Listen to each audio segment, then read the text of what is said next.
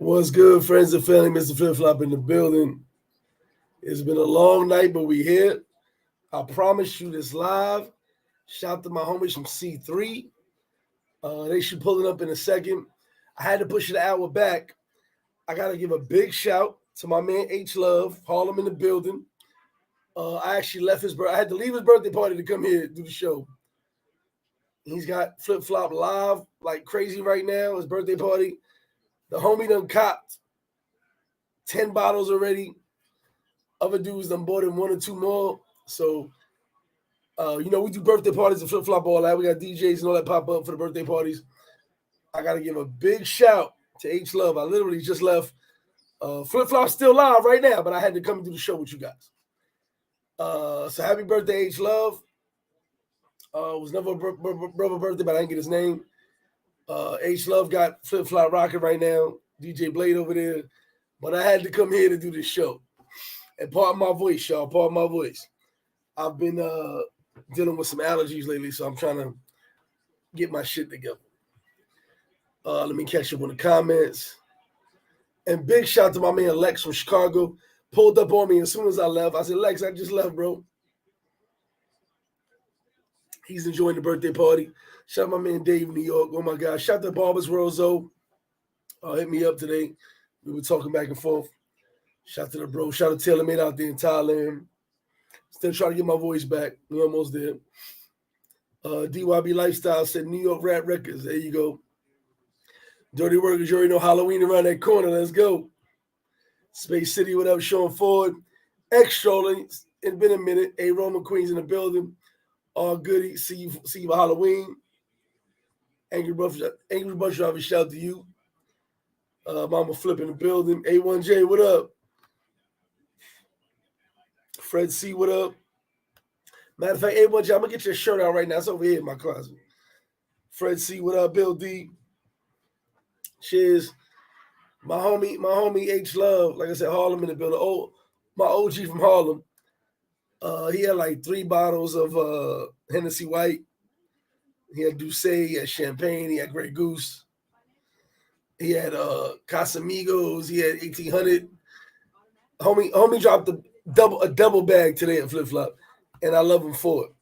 But a real OG to me, even though, like I said, I've always been an OG to a lot of people. He an OG to me forever. Great dude, genuine dude. And he came through, he said, they ordered like 250 wings. He was like, yo, we're going to eat, drink. Let's go. I had to slide out. Birthday party still going to Flip Flop, man. I appreciate him for that. And I love all you guys for the Flip Flop. Much love. Halloween coming. So, here's what we're going to do now with the first trip to Sosua. So, I did part 1 video, which I got more to talk about. Part 2 is going to be C3. My guys, whenever they pull up. I'm going to do my first time in Sosua once a month. For all you guys that had your first trip, remember your first trip to Sosua? Good or bad. We're going to give both. I ain't going to make it all seem like it's all great. Good or bad. Rock with me. And I'm going to put you on a live. You can hide your face if you want, whatever you want. And we're going to tell your story once a month. So if you are someone who wants to talk about your first time in Sosua, and as I said, good or bad, I want you on this live once a month. We're going to do first time in Sosua. So this is part 2. I'm waiting for Industries with Keys, J Mog. I'm waiting for Free Society, V Swells the Traveler, my homie. I'm waiting for to pull up Backpack Val. Shout out to the bro. So Foch Boulevard, definitely, man. 143 and Foch all day. Shout out to Scott. Shout out to Ray Loyal in the building. Get Right Fragrance. That's the link right there. Scott, post that link. Post that link, Scott, to the watches. I believe we got 3 watches now for the Paradise Life brand. Shout to Omen timepieces. I'm about to pull Keith in here right now. He just pulled up. Angry Bus Driver, wait, if you want, we're gonna get it in. We're gonna get it in. We're gonna talk about that. Look, if you want to be on the live talking about your first time in Sosua, I'm gonna do that once a month. Tonight is part 2. I had to bring my guys. I had C3. And I want to know their experiences and all that. So let me bring my man Keith in here real quick. Hold on. Yo. I don't like this dude, but he in the building. Yo, what's up, Flip? How you feeling, man? thanks for inviting us on the show, man. We appreciate it for sure. I definitely know I appreciate it. It's always good chopping it up with you. So yeah, we're definitely waiting for the other. Look, I know I had to move the show back. I just told everybody. My man's having a big ass birthday party in the bar, and I would have did the live, but I left my computer at home, so that was my fault. I would have did a live during the party. I ain't care about copyright shit. I ain't gonna fuck about that. But I left my laptop at home, so I'm like, damn. But I pushed it an hour back, so hopefully we get everybody in C3 up in here. I really want them all in here. Matter of fact, I got Backpack Val in the background right now. There we go. Hopefully the whole C3 pulls up. If you guys do not know who C3 is, first off, I'm gonna let Keith tell you who C3 is. Then I'm gonna tell you who C3 is. Keith, what is C3? Yo, so C3 is basically a content creator group and an idea that we can all work together and win. We ain't gotta hate on each other. We can just all win, share each other's content, share ideas. Like, for example, like this lighting setup, it was kind of like Backpack Val's idea. Yeah, you're doing some wild shit behind you, FYI. I like okay. So we'll share camera tips, YouTube tips, just different things back and forth and just show each other love. And it's that idea that anybody can have their own C3. It stands for content creators collaborate. And right now we got a group of 5 and we're gonna be extending soon. So it's gonna be dope. So look, I'm gonna bring Val in. But hold on, Val, be quiet real quick. That's my homie Val. I'm gonna tell y'all what C3 is for me. C3 is a bunch of YouTube misfits that I love so much that I watch for real. And you know what's crazy? The fact that they joined up, and I call them misfits in a joking way, but they joined up and they really try to help each other build each other's channel up. I'm like, yo, these is all my guys. These is all my guys. By the way, if you don't know, everybody in C3 is my guys. And they do, and I love it. I'm happy to even be on the sideline watching what's going on because these guys are really putting together. Like I said, it kind of starts with Keith because Keith ain't no egotistical motherfucker, but it goes to Val, it goes to Free Society, J-Mog, V-Swells, who I can't stand. It goes to everybody together. You know what I'm saying? So for me, it's like, I really love these guys. These are guys I fuck with. By the way, if you don't know, every single person in C3, I fuck with them. They may not fuck with me, I fuck with them. We definitely fuck with you. I gotta talk my shit. Everybody in C3 has been within 1 foot of me. We go back and forth, and I love fucking with them. But anyway, look, we got Backpack Val in the building, my bro. I'll be the reintroduce myself. Hey Val, what's up? What you been up to, brother? Man, nothing much. Just curating content, preparing for my trip to your favorite place in the whole wide world. You know what I'm saying? Colombia. But yeah, that's about that. Nothing new. All right, so Keith, Val, you guys want to get started, or are we waiting for other brothers to jump in? Or let them we should get started, I think. Yeah, I think so. Yeah, everybody's trying to coordinate something, some way. No, it's cool. No, I remember I told you before. We can start when everybody jump in. I jump them in. Not like gangbang jump them in. So I got both you guys right here. I'm gonna go to Val first, Keith. Val's a little bit more of a vet than you as far as the sewer goes. So Val, I told my story. Did you watch the video? No, I just got on when I got on. Does anybody know my video about when I first came to Zoo? Well, we spoke personally about that. Yeah. We spoke personally about it. Does anybody watch my videos? I don't know. Anyway. Of course. Come on now. I'm here. I knew you were going to say that. You know that. So, Val, look, we're going to start with you first, then Keith. Okay. So, Val, give us, and I want a 5 minute, 3 to 5 minute. And the reason I said it because I'm going to ask you questions as we go on. You too, Keith. 3 to 5 minutes explanation of your first trip. And the reason I say condense it, because we're gonna ask some questions throughout the night. All right. So give me a 3 to 5 minute synopsis of your first trip. My first trip to Here goes Sosua. Swells, be quiet. Swells in the background, okay? Oh, man. All Now, right, so my back down. first trip to 3 to Sosua. 5 minute synopsis of your first trip to Sosua. All right, so my first trip to Sosua is I felt like here's my thesis. It was overhyped for the more common reasons as to why people frequent Sosua. You know what I'm saying? That was my take for it. I appreciate it for a lot of other things, you know what I'm saying? But not because of like the main attraction, so to speak. So my first time going to Sosua, first thing I did, went to Flip Flops, obviously, and I got the briefing of, you know, what goes on around there, how to do this, that, and the third. So that's how, you know, the connection between Flip Flop and I, you know what I'm saying, came to existence. What was it? So much has changed because I believe my first time going to Sosua was in the beginning of 2019. So from then till now, there's been so much changes. It's like I forgot what I was doing. Wow. Yeah. I don't want to know about changes. I want to know what about I did. Yeah.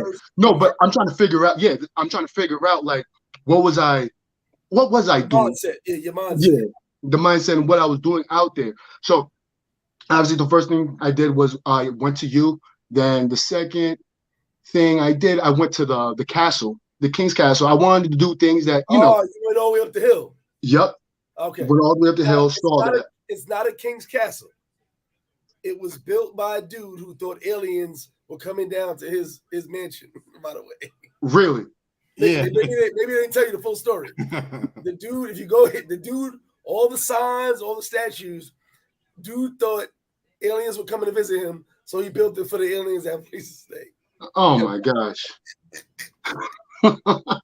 Oh man. A lot of people don't know that though. A lot of people don't know that. Wow. Go ahead. So also I tried to go to Laguna Doodle and 21 Charcoals because I wanted to do things that was around the area so I could get people, you know, like instead of doing this, that, and third, here's what you could do in Sosua, so to speak. But those two things were closed down at the moment, so I settled for Rio San Juan. Just wanted to do a whole myriad of different stuff out there in Sosua so I could give people a good briefing as to what to do when I was out there. And then I guess the highlight of the trip, so to speak, was when I encountered Mayor Sosua. And that was at your bar. I don't know if you remember that day, that moment in time. Yeah. So we just linked up, and then he gave me a tour around the whole area, so to speak. Went to Cheramicos and Sosua Bar. The whole bar almost shut down that day. I remember all of that. Really? I remember everything that happened. I remember that. I feel like, I don't know, it's always about to shut down whenever that guy is there. But we went to the beaches and all that. So I got to see Sosua for what it was, like the people, how they interact with maybe like the locals, not the locals that's in El Bate trying to sell you stuff, but just, you know, regular people just walking along their way of life and whatnot. So it just gave me an appreciation as to, you know, how do people go about and living out there and just networking with the brothers as well, which is the biggest takeaway when I went out there. There's a lot of people that are just getting to their business. And you just don't know unless you know what I'm saying, go out and talk to people. And that was like my biggest takeaway with Sosua, just the people that I've met. Because the people that I met are the reason why I still keep going to Sosua. I mean, tourists, people who live out there, etc. But that's the essence, that's what keeps me going. Why you see me frequenting Flip Flops and all, what have you not.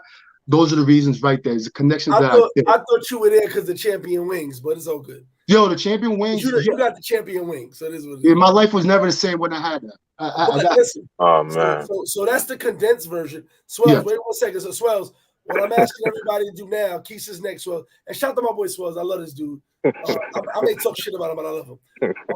What I'm doing now, Swells, we're gonna do a condensed 3 to 5 minute version of your first trip. And then we're gonna go into questions and go back and forth. You feel what I'm saying, Swells? So, Keith, you don't gotta explain that twice to me, man. Yeah, I want to block Swells up. I heard you the first time, man. Swells, take pleasure. Swells, we got, you know what, Swells? No chicken wings for you. Anyway, so Keith, same question. 3 to 5 minute condensed version of your first trip. Because now, guys, I need you guys to post your questions for each person here, even myself, about their first trip and what you want to know. But we're doing a condensed version. Then we're going to go into a whole lot more. I got a bunch of questions I want to ask everybody. So, Keith, give us your condensed version of your first trip to Sosua. Gotcha. So So my boys kept asking every time DR would come up, I'd be like, all right, what about Cuba or a different place? So once 2020 happened, the world shut down. We looking for places to go, and it's like DR pretty much got minimal restrictions, and they let you in. I'm like, all right, let's start scouring the internet. So I come across Flip's video, Barber World, a couple other people like, oh, this is why I like it. This is why it's lit. Start trying to figure out. We figure out how to get down there. We come down there. We stay at this hotel all the way at the other end. What hotel? You remember the hotel? We do free promotion tonight because I know you say that all the time. No, but I want to know where you stayed. So we stayed at Envy because I wanted to do the pool room. Oh, damn! You should have texted me. Yeah, okay, forget that. Sorry. Go ahead. So we doing free promotion tonight. So I wanted to do the pool room. So we got down there. As soon as we got to the lobby, it's chicks twerking in the lobby, and all my boys like, all right. All facts. I'm like, all right, okay, this is going a little crazy. Right, okay. So we roam around the city, go to the beach, we chill. We was only there for like, I want to say my first trip was like a little over 48 hours. So, he got a little chance to do something and then came back home. Hey, but he didn't do. Hold on, wait, Keith. He didn't do that. Go to Thailand for 2 days, like Egypt, 18 hours, man, 72 hours. It should look different. So, all right, Keith. What was your? And I'm gonna ask this question first, then I'm gonna go to V Swells. What was your first impression? Oh man. Of Sosua, let's say your first 5 to 6 hours, and then I'm going to Swells. What was your first impression, real quick? What was that impression like? I thought it was kind of like I thought it was like a hometown feeling. Like everybody seemed like they kind of knew each other. It was kind of chill. It was a lot more brothers condensed in a small area, like network, and than I had ever seen before. Because I traveled to places like Thailand or Singapore where you might see 1 or 2 black dudes, but they're not talking to each other. This was the first place that I've been to where I saw some real camaraderie, and I thought that was dope. So all facts. So look, I want. You know what, V Swells, you want to stay on this live or you want to get off this live? Hey, I'm staying. Guys, post your questions. We're going to do questions in a minute, guys. X-Strolling, all you guys post your questions. Swell, same question goes to you. Your first trip to Sosua, what was it like? 3 to 5 minute answers. Tell us, just give us an example of what you felt that first trip. It was ugly, son. I ain't gonna hold you, son. So look, let me tell you what happened to me, son. This is a true story, son. I'm gonna try not to laugh. So hold on. He talks this way in person too. He talks this way in person. That's where you gotta. Yo, look, son. So I'm in Capital, backpack favorite place. I'm in this place called Villa Maya doing some shady things with some shady people. You know what I mean? But you shady. Go ahead. Yeah, and I went to a little Kamada. It was lit. I was drinking Presidente, and I met this high yellow dime piece, and I ain't gonna hold you, son. And I was about to leave the next day, but she was like, you know what? I'm feeling you. Come with me to my aunt house. I'm like, where your aunt house? She's like on the North Coast, right? So she take me to Los Chatamicos, right? We in Los Chatamicos for like 4 days. And I'm like, mommy, where the beach at? She like, the beach is dirty. Don't worry about the beach. Don't worry about the beach, right? So then she tried to hit me for some bread. I'm like, I ain't got it. We ain't doing that around here.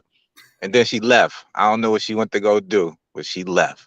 And I took that opportunity to find Sosua Beach. And bro, I walked down the beach. I said, what is going on here?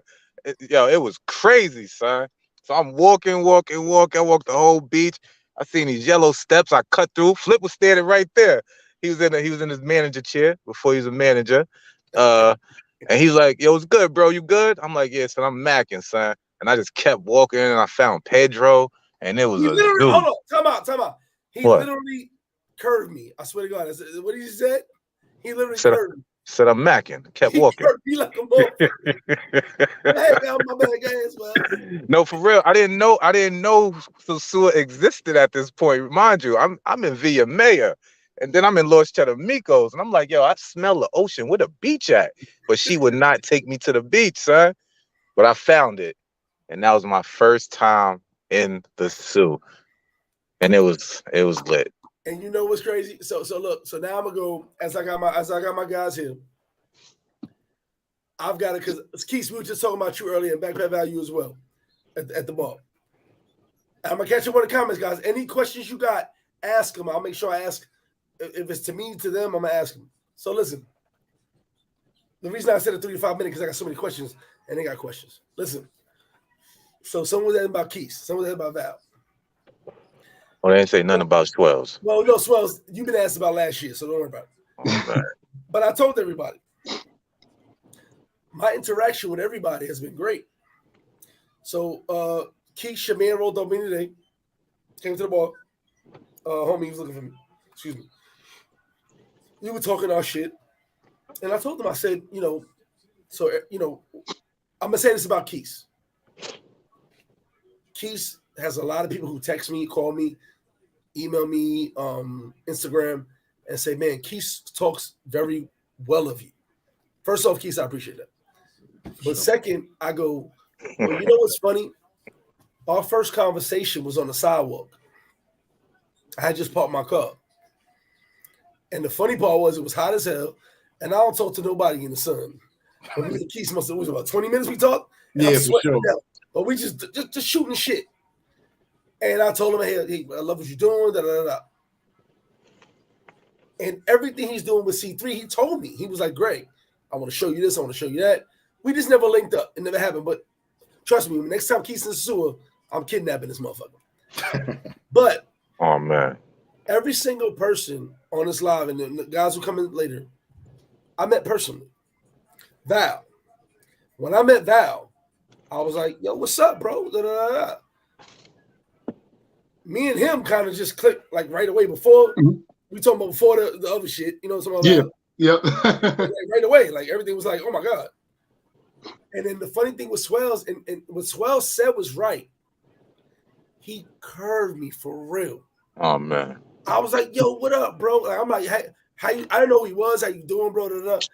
He's looking for Mayor Sosua. He curved me. I didn't even know Mayor Sosua, man. Bro, you was on his live, bro. You curved the shit. Not at that time, good I was like, fella. bro, next time holler at me, bro. You good. He was like, yeah, all right. But you don't remember that. I do. That's the Bobby Brown of the group. Because he talked like a New York nigga. So I was like, look, from New York. So I kind of let it go. But so all you guys who are watching, we got 107 live right now. Hey, We're all connected at some point. And we're missing J-Mog and Grease. But here's what I'm gonna tell you guys. These are all genuine dudes. And the way these Swells talks on this live hiding his face, he talks like that in person. Oh man. I've been in a couple with these Swells. I feel like I was in the hood. He's like, can I tell the story? Yo, son, you see that? You got a story to tell Swells? Can I tell the story I'm tonight? gonna let you tell your story. I'm gonna get to the court. Go ahead, Swells, tell your story. All right, look, son, I ain't gonna hold y'all, son. I'm looking at the ceiling. So one night, and Flip is a nice guy. I want to start the story by saying this. He is not a violent guy. Whatever. So anyway, one day I'm walking. I got wifey with me, right? We're in Sosua, right? I don't care. I be wilding for respect. Anyway, we hit Pedro, run into Flip Flop. Flip Flop like, Swells, what are you doing here? And then he told the Dominican men to jump me. They stood up too. They stood up. They was like, yo, get this guy. They stood up. They stood up. I was like, hey. He's like, nah, I'm just playing. And then he look at wifey and start talking in Spanish. I'm like, nah, son, she from New York, son. She don't know Spanish. I said, she don't know Spanish, bro. And then he like, yo, what y'all doing? I'm like, I don't know. He like, yo, son, let's go to the casino. I'm like, oh man. So we go to the casino. Well, we get in the car to go to the casino. And halfway there, some Dominican guys, they was real close to the car. So Flip gets out the car, tell him to back up, pulls out a knife. I give my girl a camera. I'm like, bro, are we about to fight the minute? What's going on right now? And they laughing at him. I'm laughing. Wifey scared. He get back in the car. He was like, Swells, you was scared, right? I'm like, oh, man. Then we get to the club. I buy him some Grey Goose, and he falls asleep in the club. And there's a thick John, like literally giving him a lap dance the whole night, and he's knocked out. But nobody said nothing to him. Nobody touched him or nothing. Nobody put their hands in his pockets or nothing. I was watching them though. So yeah, that's the condensed version. Since we condensing versions tonight. Hold on. What? That's the story. That's a good part of the story. What happens to the other part of the story? What other part? I got the tape. I got the video. What happened? Of us outside dancing, and then going to the club dancing, come back outside dancing again. Oh man, I don't remember that. And I was smacked, and I don't remember all that. So I ain't gonna hold y'all. Oh man, but yeah, that happened. And wifey was mad cool. She was videoing us. She videoed us. I can't find that video. I burnt that. I burnt that, John. So look, it's over. That's how me and Swell's like. When me and him together, hide the liquor. It's gonna be a problem. Oh man. So here's what I want to say. I'm gonna catch up with these comments real quick. So whatever questions y'all got for Keith, Val, and Swells. Now I condensed the stories for a reason. I want to ask y'all more questions, guys. I want them to ask y'all questions, and I have some questions I want to ask y'all. So I'm gonna scroll up real quick, but doggy down. I'm gonna pick somebody. Keith, you up? Oh shit. So Keith, my first question, and this is to you. Before I'm gonna get to these questions, for you, when you actually saw the vibe of Sosua, meaning you went to the beach already, you went to that place we don't speak of, you went to all these places already. You laughing? I'm not laughing. You should have told me you was gonna say that. Yeah. You did. When you actually felt the vibe of Sosua, let's say your second day, third day, whatever it was, how did you really feel? Because now I remember you being with Dog Team, and I'm not gonna homie, but I remember you being with him. That's his big brother. I met you one-on-one. But what did you feel about the actual Sosua vibe when you were by yourself walking around the town? How did you feel? I felt like it was cool. Like honestly, at that point, I kind of felt foolish because it was like my 63rd country at that point, and I skipped over it so many times. 3 years, yo. Anyway, so I felt like I skipped over for no reason. I just liked it. I was like, yo, it ain't really many reasons to go many other places outside of here because it had everything. So I just liked it, and that's why I came back 5 to 6 times within a year. So yeah, it's dope. It's a dope guy. But all right, so my biggest thing with you, Keith, is as a new traveler who's been to so many places in a short amount of time, right? Like you are like an anomaly. You've been all these places in a short amount of time. Most of us go here, we go there, like Swells, Backpack Val, myself. We go Colombia, we go Brazil, we go here, we go there in an amount of years. You've been to so many places in a short period of time. Your small experience in Sosua, how would you compare it to the other experiences you have in traveling? This question is solely for you because you globetrotted. Yeah, I would say it's one of the best places. Like especially if you like the beach. I'm a beach person, so like when you compare the beach and everything else, it's definitely top 5 easily for like, you know, anything that you would want to do, whether it's beautiful women, whether it's the beach, whether it's food, whether it's brotherhood, networking, no matter what it is, it would have to rank in the top 5. It would have to rank in the top 5 easily for me at least. Okay. Yeah. So now, Swells, I'm gonna skip Val. I'm gonna go back to Val in a second. So Swells, you know, you like hiding in the cut and all that. Oh man. No. Serious question. Your first time to Sosua, what was the vibe you felt? For me, when you were actually in Sosua.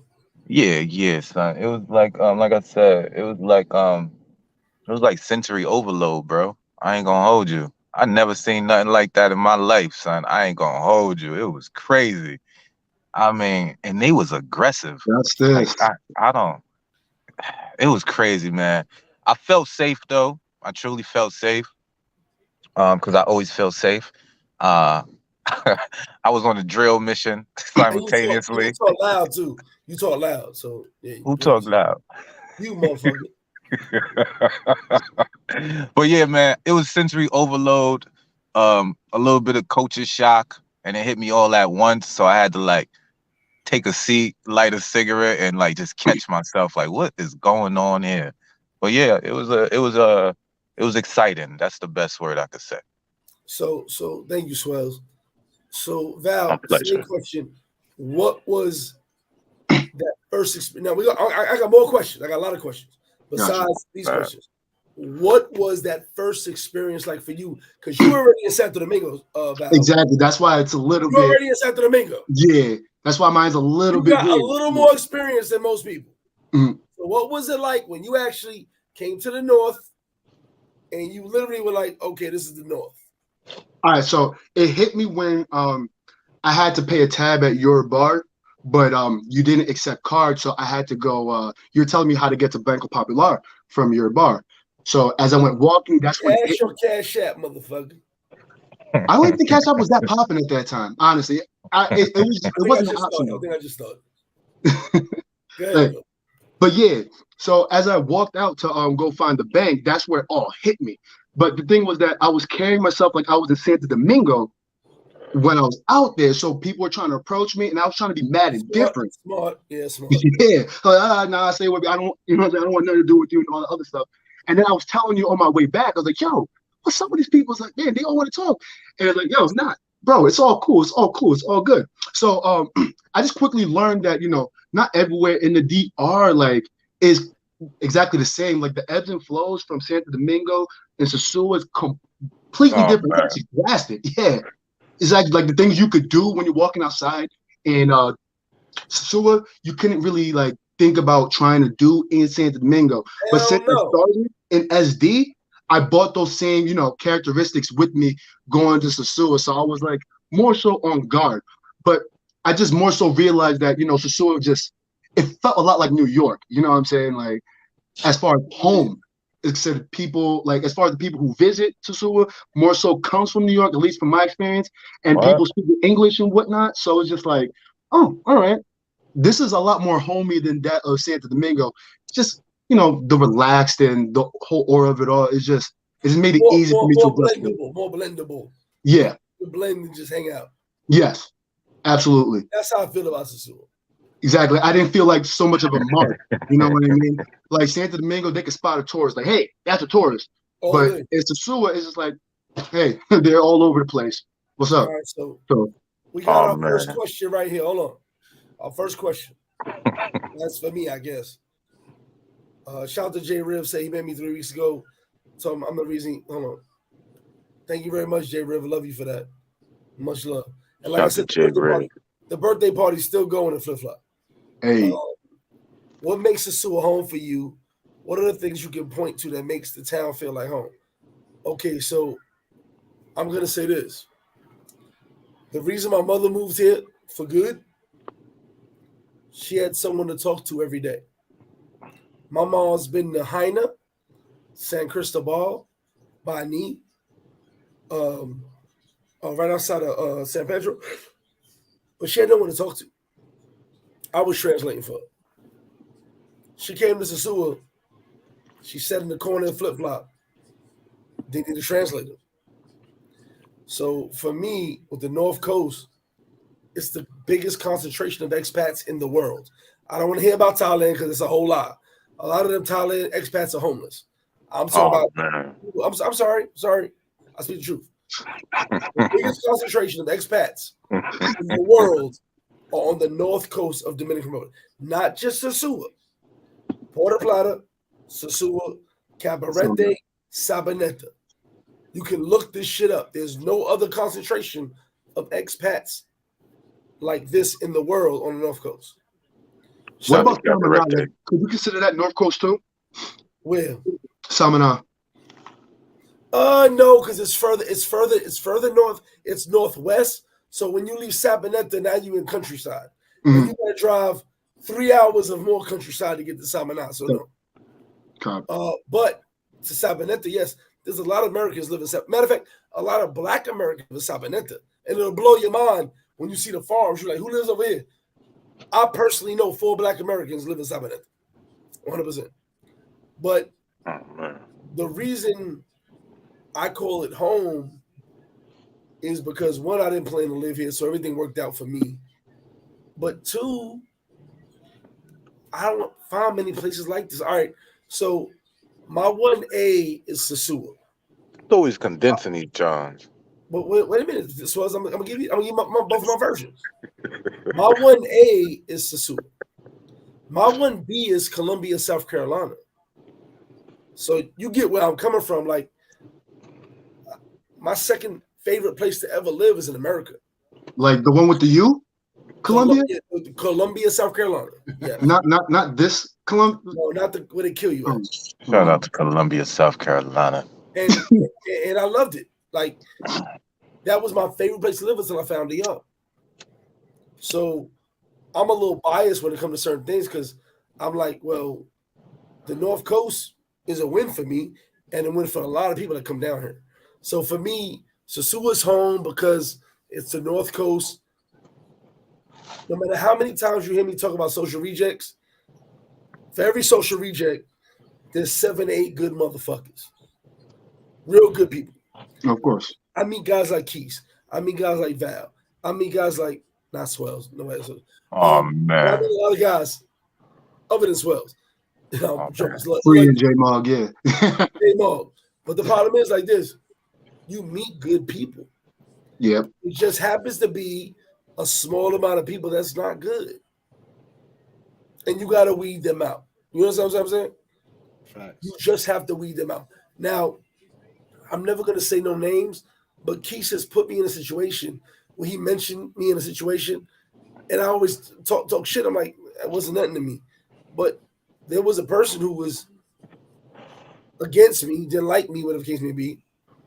And when I saw him, yeah, I could have did what I did, but I'm like, bro, it's not that big a deal.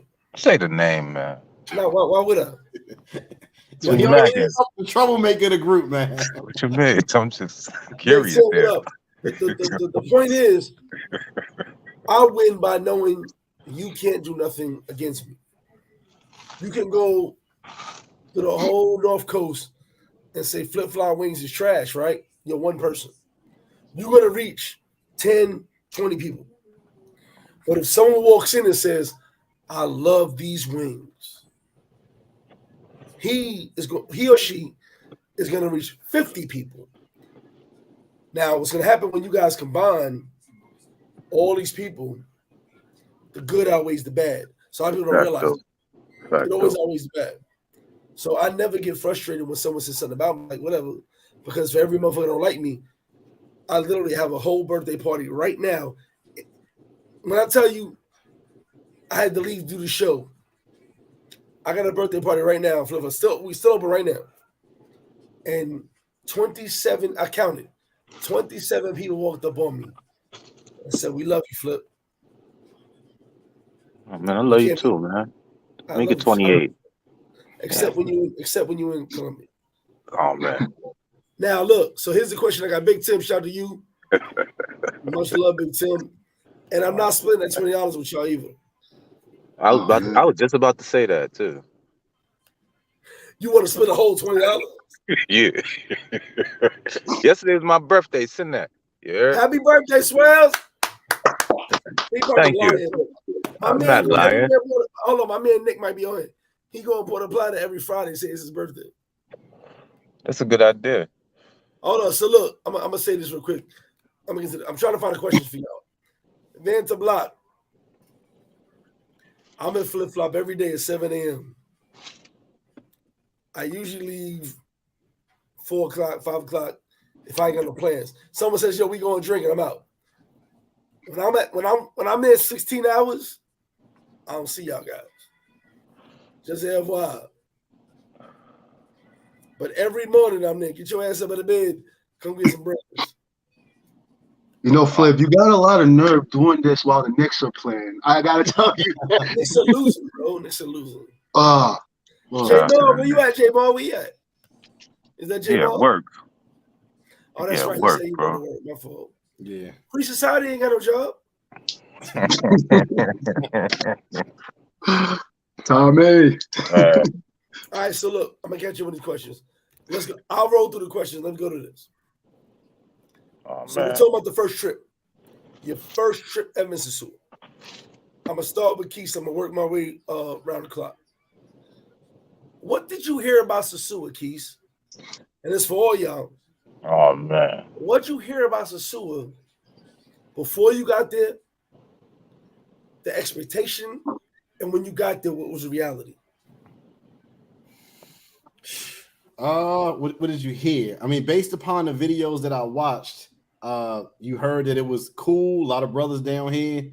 It was paradise.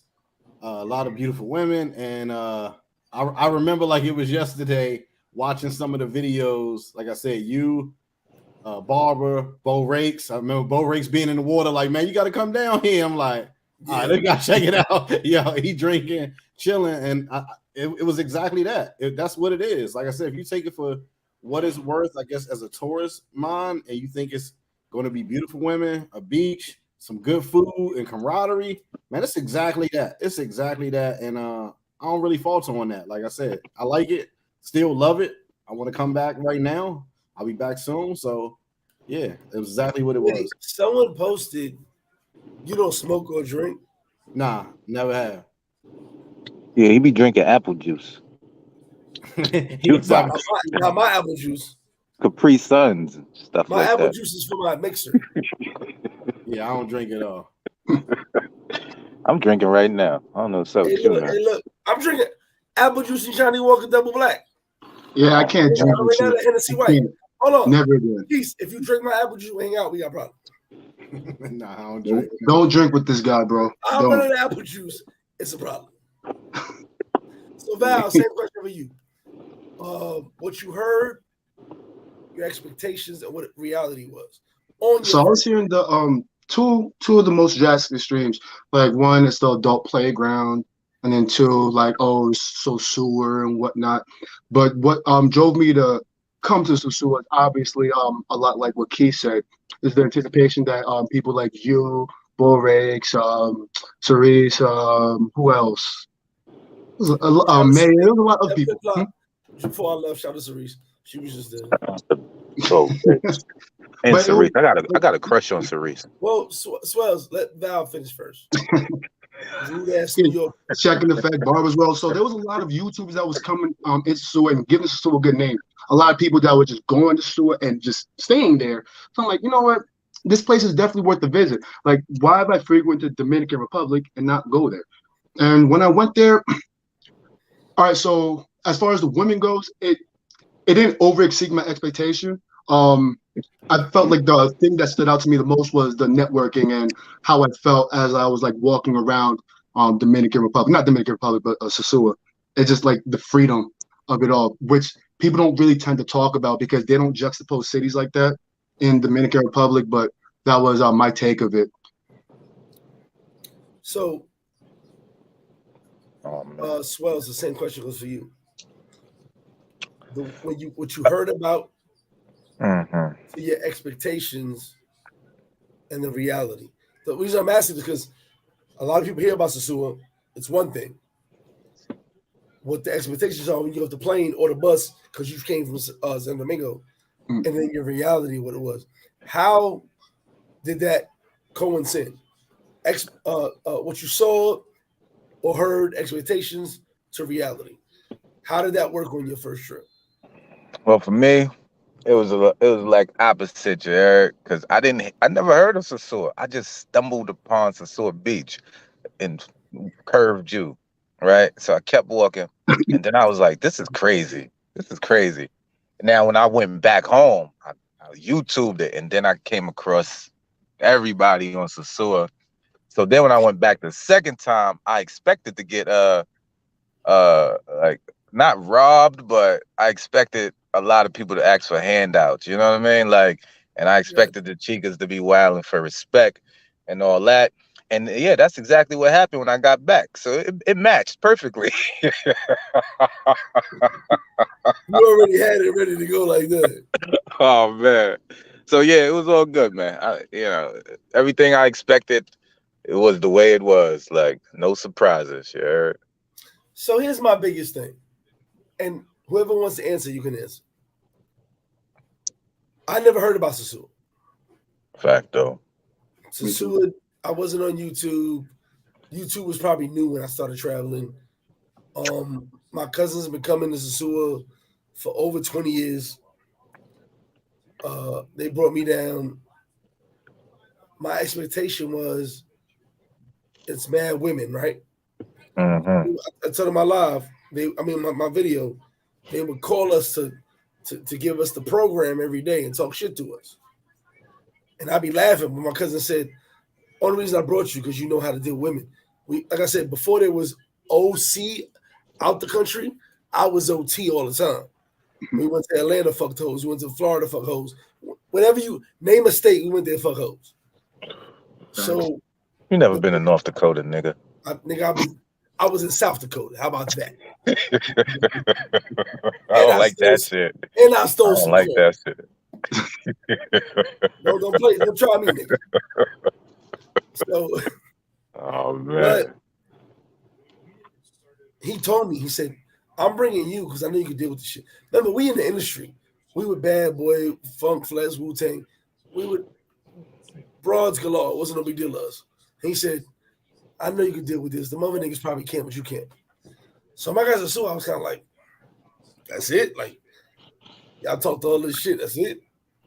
Yeah. As time went on, I was like, "Oh shit, it's crazy." But I had the same vibe for my first time at Freaknik. Oh man. My first time in Philly Greek Fest. My first time in Jones Beach Greek Fest. My first time at Bike Week. I got the same vibe, except they didn't speak my language. Mm-hmm. And they was like, whatever you want, Poppy. Whereas I could tell you stories we have to do on Patreon about me going to all these festivals and chicks is like, whatever you want. Remember, I'm a young whippersnapper back then. It's different. But I experienced both sides of it. And so for me, my first trip was more like an introduction to Dominican culture. Right. And I'll tell you what, two things that happened in my first trip. So I met this broad, I said, spoke English, translated. I met her every night at 9 o'clock in Classico. Shout out to Classicals. Shout out to Classico. But during the daytime, we was on the beach when Fungo came. So we sitting there, we like probably 15, 20 deep. Oh, shit. And you know me, I noticed my surroundings. I'm always looking around. That's just the hood nigga in me. And I look to my right, my left, excuse me. I'll never forget this the day I die.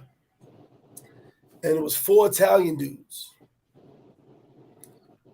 And it was probably a 17-year-old pimp, Chulo. And he was walking these girls around the table. Mind you, me and the restaurant owner are best friends today because of that. Because he actually told me, "I'm glad you said something because I didn't feel comfortable with them at my business." Oh man. They wanted them. So I look over and I go, "Yo, what the fuck are they doing over there?" Mind you, I'm a bodybuilder. I'm literally still in the street, and I'm like, "What the fuck are they doing over there?" And there's these little Italian niggas. And I'm looking. And so the Italian dudes look at me. And I go, "You ain't gonna do nothing, pussy. What y'all doing?" Oh man. Little girls walking in a circle. Right? So my cousin grabs me. He goes, "G, you can't save everybody. Like, you gotta chill. If you was at the water on the beach, in the middle of the beach, if you was at the water, you'd have heard me yelling." Damn. I smacked my cousin's hand. I said, "What the fuck you talking about?" I said, "Those are little girls right there. Those are grown-ass men who have daughters." So I'm flipping. Like, I'm losing my head. My first trip ever. It's my 3rd day. I'm losing it. Yeah. I just had my daughter. And I'm like, so the Italian dudes, they're not going to say nothing to me. Like I said, I'm the biggest thing on the beach that day. I'm 260 pounds of motherfucking muscle. I'm the biggest thing on the beach that day. No one's gonna say nothing to me. But I'm tight. So you had a ball head though? I had the ball head. All right, bet. 26-inch arms, my nigga. And I said, what the fuck is going on over there? So the Italian niggas is like looking at me. What the fuck you looking at, pussy?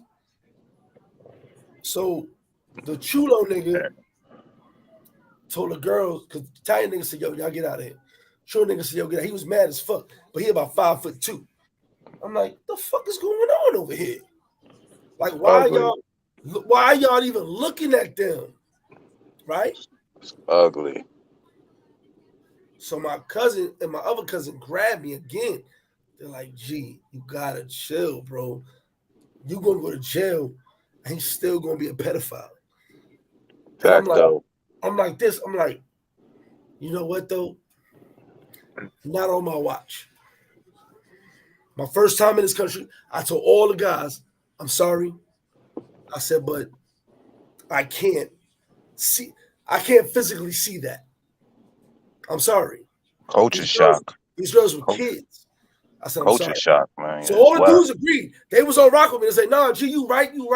But you know, they got careers, they got jobs, they got businesses. They can't get on my level. But they know I'm gonna handle it. So I was like this. All the girls left. So I'm chilling, I'm drinking, eating my food. But the Italian dudes never left the table. And I'll never forget this to the day I die because it made me feel so good. I walked out. We paid the bill. I walked out. And my cousin kept telling me, G, leave it alone. Leave it alone, G, leave it alone. So I'm going to leave it alone, bro. We good. And I walked by the two Italian dudes who were sitting with their back to the ocean. And I said, if I see you with one girl without ID, I'm tearing your ass up. Oh, man. Remember my face. And the one dude was like, you don't know me. And I said, what? You don't know me. The other dude was like, peace, peace, peace, peace, peace. They was little, little Italian dudes, like really smart. How you know they was Italian? They was speaking Italian? They had the hair on their chest. They was werewolves. Werewolves we're from New York. We know. Werewolves, we know. Werewolves on the other side. But I'm saying I felt the type of way because I just had my daughter. My daughter was like 2 years old. And I felt the type of way. So my first impression of Sosua was super great party town. But there was creeps sprinkled in. Oh, yeah. Now, what you guys don't know, for you guys who just started coming to Sosua, all these orphanages. Oh, man. Kids would sleep on the street. You had to step over kids to go to the club. Not even a joke. Now, there was a dude one time that I'm across the street drinking, and the dude said, "Hey, you hungry? Come with me." And I jumped up, and my cousins grabbed me. They said, "Nah, nigga, don't do it. You're going to sit in jail." I'm like, y'all don't see that? Now, mind you, I'm Captain Avenger my first trip for three different occasions because I'm like, I've never seen this before. I've never seen it before. It was a blow to my mind because I'm looking at these people, and most of them Caucasian. Oh, man. Taking it upon themselves to take advantage of the poor. Oh, man. The funny thing about, they talk about the brothers all the time. Yeah. I'm not gonna put nobody in no lane. But when I was traveling, it was always European, Caucasian, whatever, taking advantage of them poor folks. I saw it with my own eyes. Italians, Spaniards, I'm not gonna say Canadians, even though I think they had a Canadian flag, is what it is. But I watched it. So as much as fun as I'm having, I still had to stop what I was doing and be Captain America that day. Oh, man. Cause Swells, I felt the way. Thank God it's different now, because I ain't seen nothing like that. Ain't no more kids in the street. You know more kids in the street. Thank God it's different now. Back then, that shit was. They did documentaries on this shit, bro. It was mainly in Boca Chica. But I was about to say, because the Europeans will come down for the kids. That John, wow. Nobody. Now, I'll never forget, later on, years down the line, me and my cop friend kicked it real close. And I saw one of the dudes I saw years ago. Talking about the dark skinned dude with the hot top? Or you talking about yeah. So he goes, it's my guy. I'm like, I thought to fuck that dude up years ago. I said, he down here for kids. He said, we know who he is. So I said, what would you do if I, he tripped and fell on a brick wall? He was like, you go to jail. He would go free, molest the kid, and you'll still be in jail. I said, for real? He goes, unless the kid says something, nothing happened. So my mindset, my first trip was so exciting. It was so dope. But I engulfed myself in everything that was on Pedro Cosante. You had to step over kids back then to go to the club, to go to the bars, to go to the restaurants on Pedro Cosante. You had to walk over kids. Now, they got rid of all the kids and put them in orphanages. But at one point, those same kids that are hustling you were getting high and sleeping on the street. Crazy. So I don't mean to bring y'all down with this, but I'm just saying. Yeah, you bringing me all the way down, good fella. Well, Swell, shut the fuck up then. My trip, as exciting as it was, I had that negativity involved. Now, by day 5, I spent 8 days my first trip. Day 5, I stopped looking around because I'm always with my surroundings. And all my cousins who have been going 15 years was like, he said, bro, you can fight the power. You can save the world, whatever you want to do. But you're going to be in jail. And they still going to do what they're going to do. It took me a minute to grasp the concept. Because I'm thinking America over here. So as much fun as I had, that always stood in my mind. I'll never forget that. So let me ask you guys this. Oh, man. Slow down, Swell. I answered the question. I didn't say nothing. And we missing J Morgan Free. Free probably sleeping somewhere. What was the most negative part of your trip? And whoever want to answer first, answer first. I'm going to answer first. Look, man, I ain't going to hold y'all, Sean. Look, so this ain't my first time. Because right after I discovered Sosua and Curve, what was the most negative part of your first trip? See, my first trip and my second trip go together because my first trip wasn't really my first trip. I just found Sosua. But my second trip was really my first trip. So look, I stayed at this hotel on so your face itch? What's up with your face? My second trip, my first trip. Yeah, bro. What that mean? But anyway, the most negative parts, I stayed at this hotel, son. I ain't gonna hold you. And look, other than culture shock and, sensory overload, your stomach got to get used to real food because in DR, the food is real. Yep. And what we eat is trash. So your stomach going to be a little strange the first day or two, trying to get used to it or whatever. So, I was in the bathroom quite often. And in my hotel, son, I couldn't flush the toilet. He said, don't put tissue in the toilet. I said, what? What am I supposed to do with the tissue? He said, put it in the garbage. I said, what? American toilets have no strength. Bro. So, son, I'm going in, my stomach going crazy, and I'm literally putting it in the garbage next to the it was disgusting, and I hated it, and I never would stay at a place like that again. That was my worst experience ever on my quote-unquote first trip. So before I get to the next person, it was ugly. Did you die? Let me see. Let me breathe right now. Deep breath. So, Val, who want to Nope. answer the question first? I'm What alive. was the negative part of your trip? So for my first time, there wasn't really much because I already like felt all those experiences when I was in Santo Domingo. But one thing did occur. I made a mistake of booking a room in New Gardens, and that didn't make my stay as comfortable as I would want it to be. I turned on the bathroom sink on my bathroom, right? And brown water started to run down the sink. I was like, what is that? I was a complete shock. And Somebody when I go went out Oh man. I just used my bottle of water. Like I didn't want to deal. And my shower head, for some reason, wasn't giving me any hot water. So that just blew mine as far as like accommodations were concerned. Never again. That was my first and last time in what you call New Gardens. Keys love And, New Garden. Yeah, that was great. Hold on. Wait. Swells. We gave you a moment to talk. Let the people talk. Yeah. Yo, are you picking on me, man? Oh, man. You can't bully this bully. What is it? I'm a bully, motherfucker. Keys, what was your negative experience on your first trip to Sosua?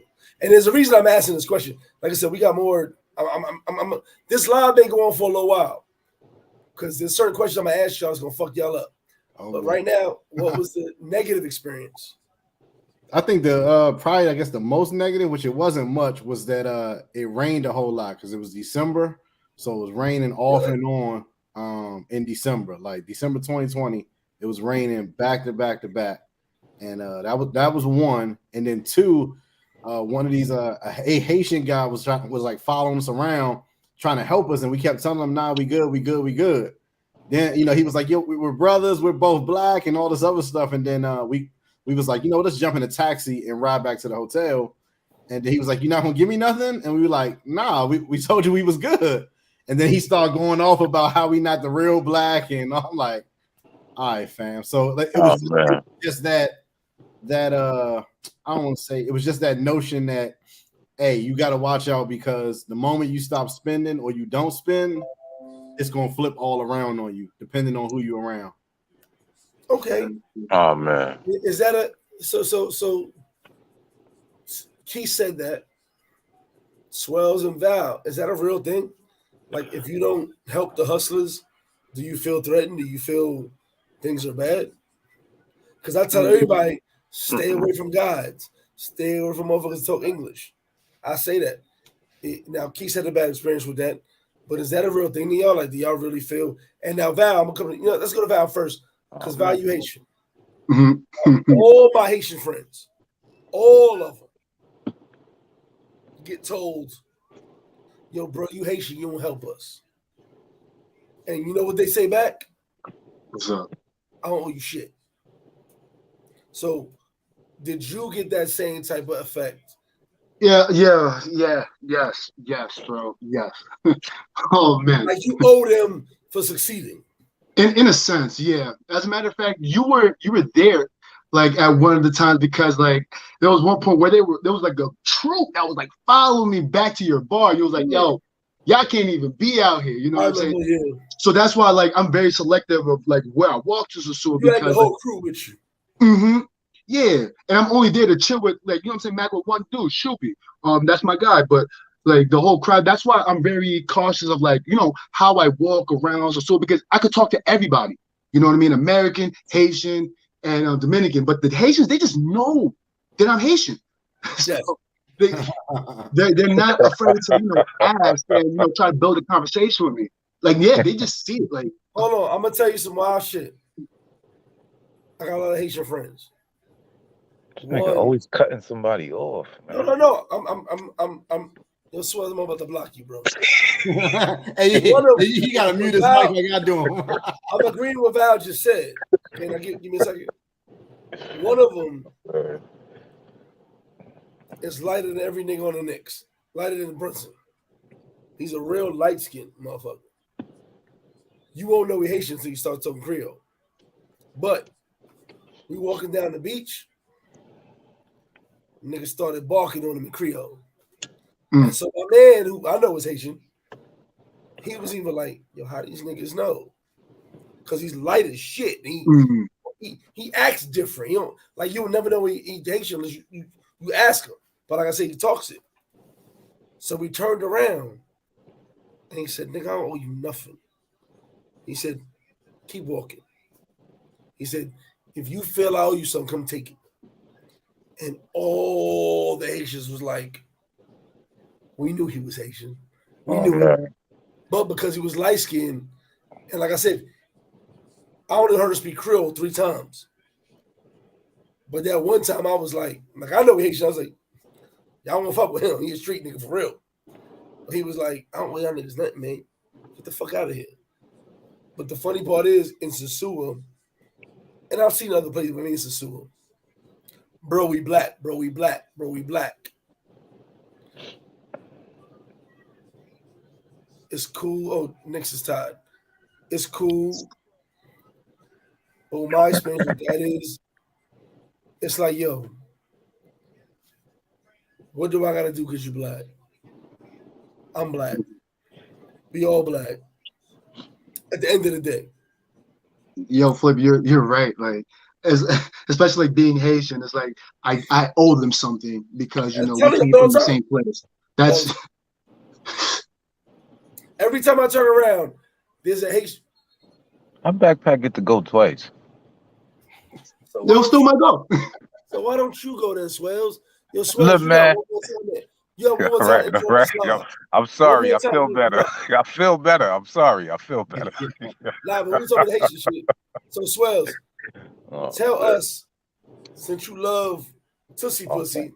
Who? Tell us. Man, not the Tootsie. That's why you laughing so hard. Yeah, that's funny. The other day he knew exactly what Cuz was doing. But yeah, that's funny. I know everything. Yeah. If you ever get it fucked up, Sosua, Dominican Republic, Colombia, Brazil, ain't nothing I don't know. Because niggas is calling my phone, sending videos. I am TMZ of travel. I right now sending me videos, and I'm not gonna say who it was. And I'm like, Jesus Christ, that's bad. But Jesus Christ. I am TMZ of travel. Anyway, that's why they call me the gatekeeper. Anyway, Swells, you can talk now, but do not interrupt us ever again. Hey, I'm sorry. I said sorry. You gonna make me say Swells, sorry again? What is your nationality, Swells? I'm black and Panamanian. Yeah, so what passport do you have? USA. You're American. Thank you. So at this point, I need you to tell us, because you like talking shit. So with all the people dying in Colombia, Facto. And someone said Colombia. I lost the comment. They said it. I like that. That's a new one. I ain't hear that one yet. Love it. No, I love it. Colombia. Oh, man. We got to get some Colombia shirts. I literally lost the comment, but it was right here. And I was like, oh, shit, Colombia. But y'all were talking. I didn't want to interrupt y'all. Shout out to Colombia. What's your first experience? 7 days. And Spells, I want you to talk real shit. Always. Siempre. Your first experience in Sosua compared to your first experience in Cartagena. That was your first place you went, right? Cartagena. Yeah. So I need you right now, because a lot of people watching, compare those experiences. Hit the like button, y'all. Compare those experiences. Your personal version of both experiences. Son, I ain't gonna. Son, and I don't want no beef. You heard? Ain't no beef. Speak it. To me, it wasn't even comparable, bro. I got a lot of love for the Sioux. It's homeroom. You got to pull up to the Sioux. Hold on. Don't. What? Give me the generic shit. What's going on right now? Your version. I'm telling you right now. Don't give a fuck about a homeroom, flip-flop. Forget you, my man. Don't sugarcoat Sosua. All right, look. Speak it to truth right now. I'm going to tell you. Got to the Sioux.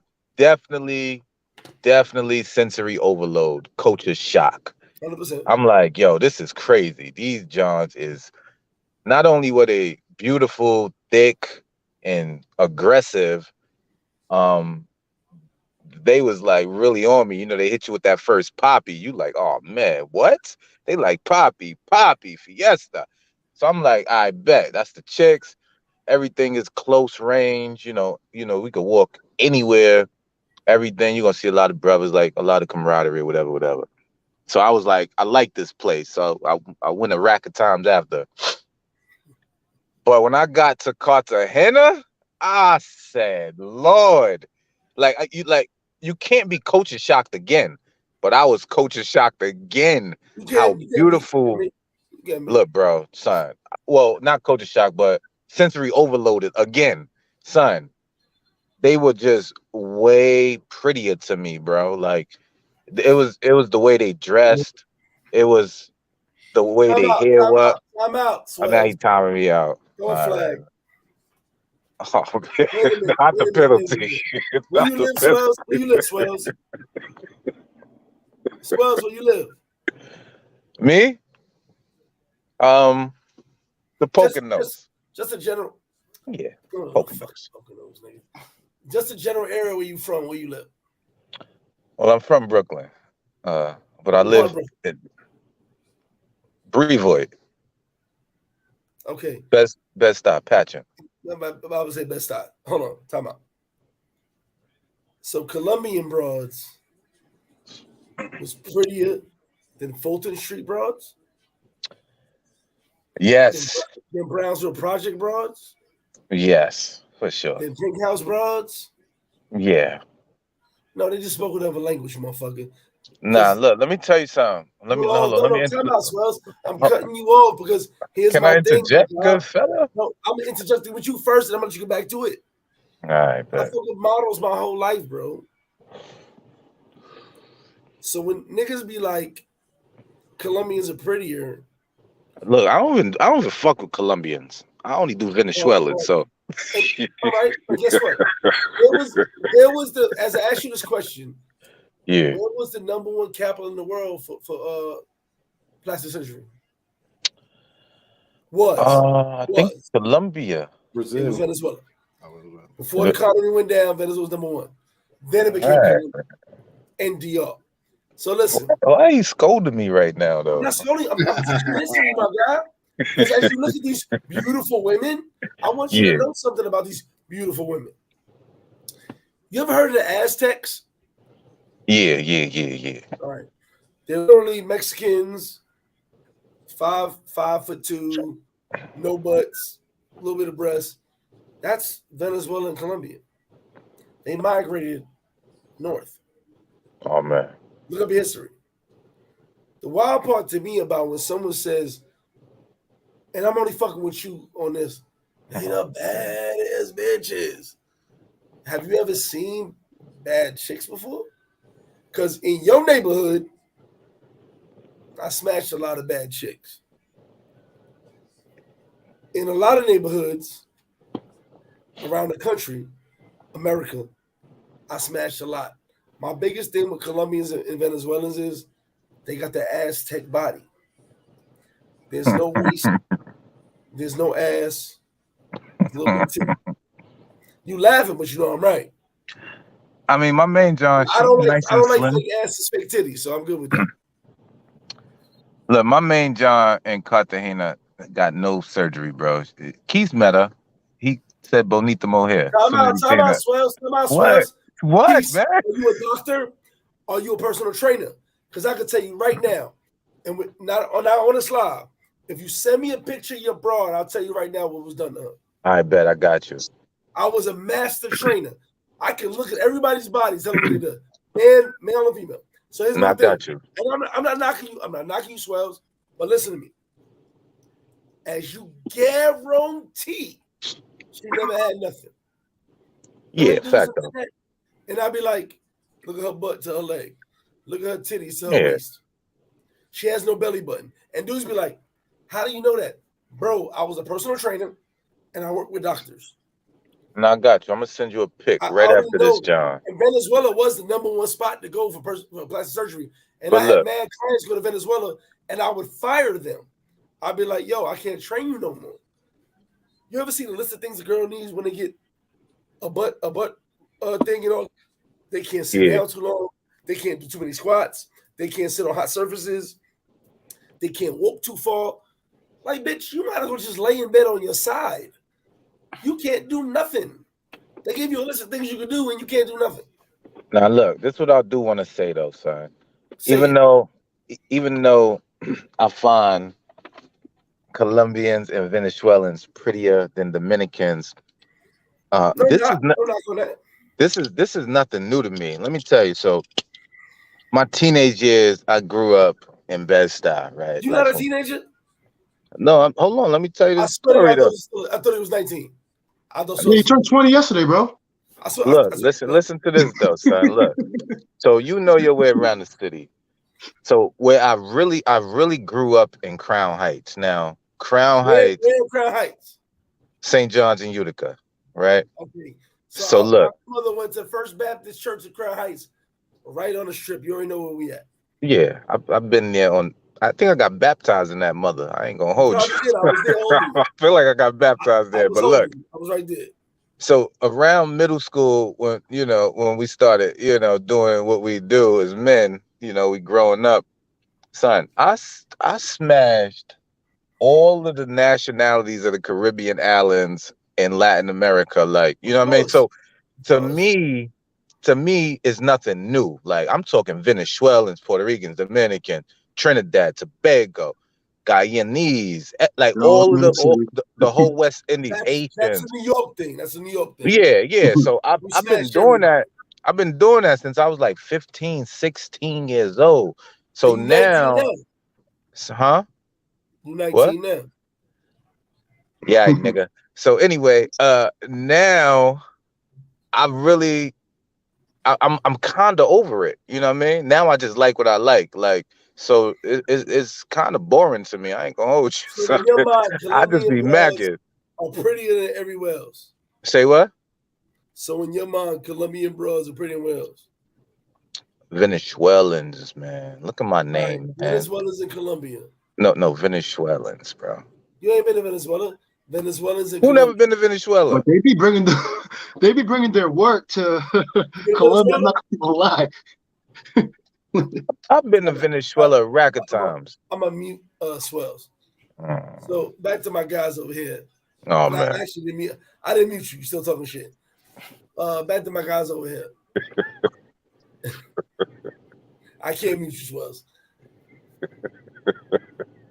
So he said, Colombia the prettiest bitches. Venezuelans. I'm never gonna knock nobody else's opinion because I don't give a fuck. Your opinion, my opinion, different. What I want to ask you is, and we're talking about DR right now. On your travels, wherever you've been, where has been the place you could say to yourself, the two places, man, these chicks are beautiful. Not talking about body. Man, these chicks are beautiful. Whoever want The to go face. first, shut up. Keys of Val. Whoever want to go first. Where can you be like, these chicks are beautiful? Like I said, no body. When I talk about body, Oh man. whoever want to go first, go first. Go ahead, Val. You got it. Take it away. So 2 cities, you said? First one is Santiago. I was like, wow. And then the second would be Medellin. So you felt that prettiness in Medellin. Yeah. Oh man. Did you use Tussie? I'm man. not, nah, heck no. Man. We don't do drugs with C3. Swells, heard. Well, I do her, but I got a that's picture about when she went Tussie, Swells. it. Yo, Flip, I ain't gonna Monster. hold you, son. You being real I got a whole picture aggressive with you. tonight. He was like this. Yeah, a nigga walked up to me. I was about to slap his face off. He had that jar in his head. I said, nigga, you gotta get Hold away on. from us right now. Before I get to you. Hold on. So I'm in delirium, right? So we got like 2 VIP sections. We wild. We got the whole shit. Sounds So like delirium. this chick is talking to me, and I'm talking to her. But you know, like I'm with the fellas, man. Like when I travel, I'm traveling for broad. So my biggest thing is I'm gonna fuck about that. But you know, I'm talking. But she kept saying 1 second, un momento. And the AC, like my AC right now is blowing. It's a big, they got that big AC in Delirium VIP. So it's blowing, but I only feel a little bit of it. So her friends kept going underneath it. I'm like, oh, they getting better AC. Now I'm getting cool. I'm getting a little blow, but they're getting more blow over there. I didn't know what blow meant until I went over there. Oh I man. was like, yo, why you going over there? She said, one second. Everybody. Yo, Flip, what it taste like, Flip? I don't fuck with no drugs. Man. You crazy? Everybody taking bus downs, right? And I'm like, yo, what the fuck? That's why them bitches huddling up under the goddamn AC. They just busting down. And I'm like, y'all niggas wild out here. I'm like, Yeah. all my American dudes. I'm saying this. $5 vagina don't add it up. Literally, you can Google this shit. Google it. Google it. There are STDs that are medicine resistant. So if I got somebody doing drugs and I'm gonna get some head, get some sex, whatever. There are STDs that are medicine resistant. Oh, I don't know nothing about Almost none to of the level of HIV. Listen to me, that. Swell. I speak facts. I don't want to talk bullshit. Fact though. Shit. My biggest thing is most dudes is smashing raw, and the fact that they like, yeah, she pretty. I'm sorry. She pretty, but I'm about to die. Like, y'all niggas crazy out here. Now, Keith, let's talk to you. I'm sorry about that. Because Swell's hitting my nerves. Lo siento, jefe. Lo siento. If I can mute Swell, I don't know how to mute him. I'm gonna mute myself. Go ahead. No, I'm not gonna mute you because I love you. But I got a whole thing on my screen going on over here. What's going on? Good evening, Mr. Flip Flop. What is this? Thank you. Okay. Oh shit. See that? I just had a whole. The feds came into my whole screen. Keith, you up?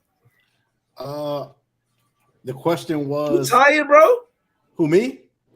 Yeah. No. I'm listening to y'all. I'm reading the comments. You did 7-hour lives. Wake your ass up. Yo, I'm woke, man. Yo, that man need a snack. The question was the two places that I thought went beautiful women, basically, right? Mm-hmm. Okay, I'm more into the dark skinned women, so I would say my first pick is probably Lagos, Nigeria, and I would say my second pick that I can't deny is definitely LA. I feel like everything out LA is. Oh man, I feel like what LA is going on? Like if you're talking about all shapes, colors, sizes, Keith, time out. I'm cutting you off. I'm cutting you off. This nigga always interrupting somebody, man. To Live and Die in LA. Everything Keith just said is the Tupac song. To live and die. And he said, it's just weed and bitches. Keith, I feel you. I was in LA twice, and I said, Jesus Christ. Love LA. Love LA. Shout out to love LA. I'm out there for my first time February. LA is different. You're gonna love LA. I'm telling you, LA. Like even the chicks that's working at like a fast food place, you're gonna be like, shit. Like, man, I'm from New York City. I see, man. I grew up with that. Okay, all right. It swells. LA different, bro. He said, I'm different. No, he said, California is weather, weed, and bitches. Woman, weed, and weather. Crazy. Don't forget about them gangbangers. Y'all be easy out there. Oh, well, no, here's the wild part. Depending where you at, you never seen none of that shit. Oh, man. Keep your 9 M in your I ain't pocket. seen none of that. Now, look. When you go to Hollywood, dudes got their rags out, but they ain't gangbanging on Hollywood. They ain't doing that shit. But in certain spots, if we not part of that, we'll never see it. You'll never see it, bro. Like, it's wild. Like, we can go down a block to our own hood in New York, Swells, and see more gangbangers than will LA. Look, they man, stay in the hood. I am not gang. I do not gang bang. I'm just telling you, you'll see more gangbangers in your neighborhood than you will if you go take a fight to LA. They're not outside like that. They're in the neighborhood, and when the big clubs is at, with shit, they're not over there, bro. Like literally, I love red. They was like, yo, don't wear red. I ain't bumping the one nigga that had red on. Oh man, it was just like that. I'm talking about now. This was like 13, 12 years ago. I'm That was my I'm first time. I smacked, was son. What's I was in going on San right Fran now? up to Oakland, Jesus but Christ. LA is what Keisha said, crazy, and you don't really see the. Now, Keisha, let me ask you, we step off topic. Did you see the gangbanging shit when you was out there? Only I didn't- one time when I was at, which is actually kind of not funny, but is ironic, would be when I went Right. to Roscoe's. Roscoe's on Pico. The on broads Pico. told me, dude, I was with these model chicks. You know what they told me? We're not eating it. Yeah, the Roscoe's on Pico. This was 12, 13 years ago. Yeah. The broads, matter of fact, I flew from DR to LA. I went DR, JFK to LA. Look, they paid for my tickets. It's model broads. They was like, great, come hang out with us. They came down here like 6 years ago. Come hang out. I said, cool, whatever. Went down there, right? And I said, oh, that's Roscoe's. They was like, oh, we're not going there. Nope. And I didn't understand. This was 12 years ago. Oh And man. they were saying we're not going there. Oh, Pizza the good fella. Spot. Yeah, fact though. And the wild part is, us being from East Coast, we don't understand the gang culture of the West Coast. Me? I'm talking There's about so many different hats. There's so many different shirts and sneakers. Man. So much stuff. What you guys don't know is Hoover, Rolling 60s, some of the worst Crips of all time. Criminal Crips. Those are niggas that kill Pop Smoke. My whole family is Damu. I understand it. Like, I got family members who had to go to Cali to get they stamp, son. Like, like 4 cousins. So I understand it. As a New Yorker, when I pull up to California, I gotta get the info. I don't know. You gotta check in. I don't know what's happening. You gotta check in, bro. I gotta literally ask, hey, what's going on here? What's going on here? I don't know. Now, in our hood, we know what's going on. We don't know what's going on the West Coast. But to the side, guys, let's go back to our original topic. Yeah, let's go back to the original topic, man. You what's up with you tonight, man? You some Pedialyte or something. What's going on? What's going on with you, man? What's wrong with me? You real aggressive and you keep timing me out. I don't know what's up with you, man. I done time you out one time and I'm not aggressive, bro. Yo, Fletcher, like same question to you.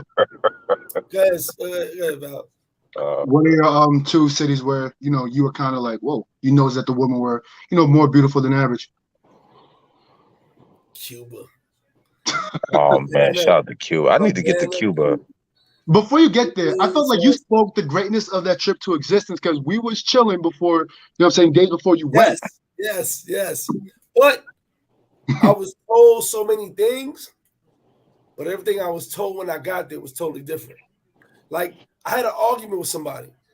I said, bro, I don't know what the fuck Cuba you know from 2019, but my 2022 Cuba is way different. It's a whole different story. Except the Wi-Fi. The Wi-Fi. There's no Wi-Fi? Nah, it's no Wi-Fi, bro. My phone is suspect. Girl. You done. But like, I speak Spanish, nigga. I'm talking about your nigga. You be coming from the world, bro. I don't want to talk to my girl when I'm traveling. I be ignoring them and shit. I'm gonna call your girl when you traveling. Oh man. Respectfully. But I'm a snitch. But man. The funny part is there's no makeup. These bras. All right, so case in point. So we in the club right now. I spent more money in the club in Cuba than I spent any club in the world besides America. Because if you rich, you rich. You poor, you poor. Bro, we in the VIP. Everywhere I went, I always had my VIP at a time. I'm looking over to the right. There's bad bras. There's bad bras everywhere. But there's this one broad. She's fucking blonde, Cuban. It's her cousin, and it looks like her aunt. I'm like, Jesus Christ. She's the baddest broad in the club, and she got nowhere to sit. And one of the dudes with a VIP who liked her, he kept bringing her his drinks. Here, take these drinks. Buying her beers, buying the family beers. But I'm looking and I'm like, yo, the baddest broad in the club don't got a seat. Yeah. How crazy is that? And I got bras behind me, in front of me. It's a big show going on. I got the workers one of the workers I adored. She was gorgeous. And I'm like, I love a worker. She's like the bar manager. But the baddest bro to my right, they're all standing up. And I'm like, y'all. What's up with this condensation, man? Anybody else besides me realize how pretty she is? Yeah. And all she's doing is getting cups and looking for the homie, drinking it, getting the beer. The homie's trying his best because he's like, my VIP is full, but I want to keep you happy. I jump up. I'm like, you're gonna talk to me English, Spanish, what the fuck you want to do? Because good fella. So what you really trying to say is he got a drunk and you got a crunk. No, wait, try him out. See, that's what I'm saying, man. I thought we was condensing stories. When I stood up, a whole fight broke out. And if you fight in Colombia, they whip your ass. In Colombia, you go to jail. You may get out tomorrow, you may get next week, who knows? But the wild part was the dudes was right in front of us fighting, like right in front of us. So Shorty disappeared. She was gone. Man. A distant memory. She was gone. Damn. The whole fight broke out, and multiple dudes got into fights because it was just them saying, we got money, nigga, fuck you. And security was like, fuck you. So the wild part was everybody that got into a fight I had talked to. But I'm not Cuban, so I'm not with that shit. So I got Tillerman, Steve. I'm like, yo, y'all chill. We walk outside. Security violated them. They pulled niggas in the corner beating their ass. Yo. Oh man, like it swells. Oh man, it's crazy. Oh man. And they stomping them out. But they know them. Like security was kicking them with them right before all this happened. What? Yeah, they was like, yo, you good? No, yo. All hell broke loose. Security was on security side. They was not on the homie side. They were like, nah, we scared. Tell the longest stories ever. They wild. I'm like, oh, this is crazy. So I'm trying to get out of here. Get out of here. As we walking, two of the girls are crying like crazy, like, yo, y'all wild out, da da da. Security punch her in the face. Whoa. I'm like, because like I said, my thing is protect my peoples. So security's only wilding on them. They actually telling us, y'all go that way, y'all go that way. They telling us, get out of here. But as time goes on, one of the girls who got punched in the face grabbed the main dude who started the whole melee and said, come on, and brought him back to the door. Now, here's where the shit got weird because I'm leaving and I saw a dude, he was fucked up. And she goes, y'all not going to do my boyfriend like that. And so one of the dudes looked, punched her in the face. Oh, man. And they jumped him again. In front of us. And I was like, I got Steve-O and Taylor out the door. Oh, man. And I'm like, I'm looking down. They're right below me. I'm like, I thought that was your man. Like, oh shit. And then boom, and they tearing him up. And then one guy says, told you don't bring this motherfucker back here. Bow, bow, bow. And I'm like, but everybody was just friends an hour ago.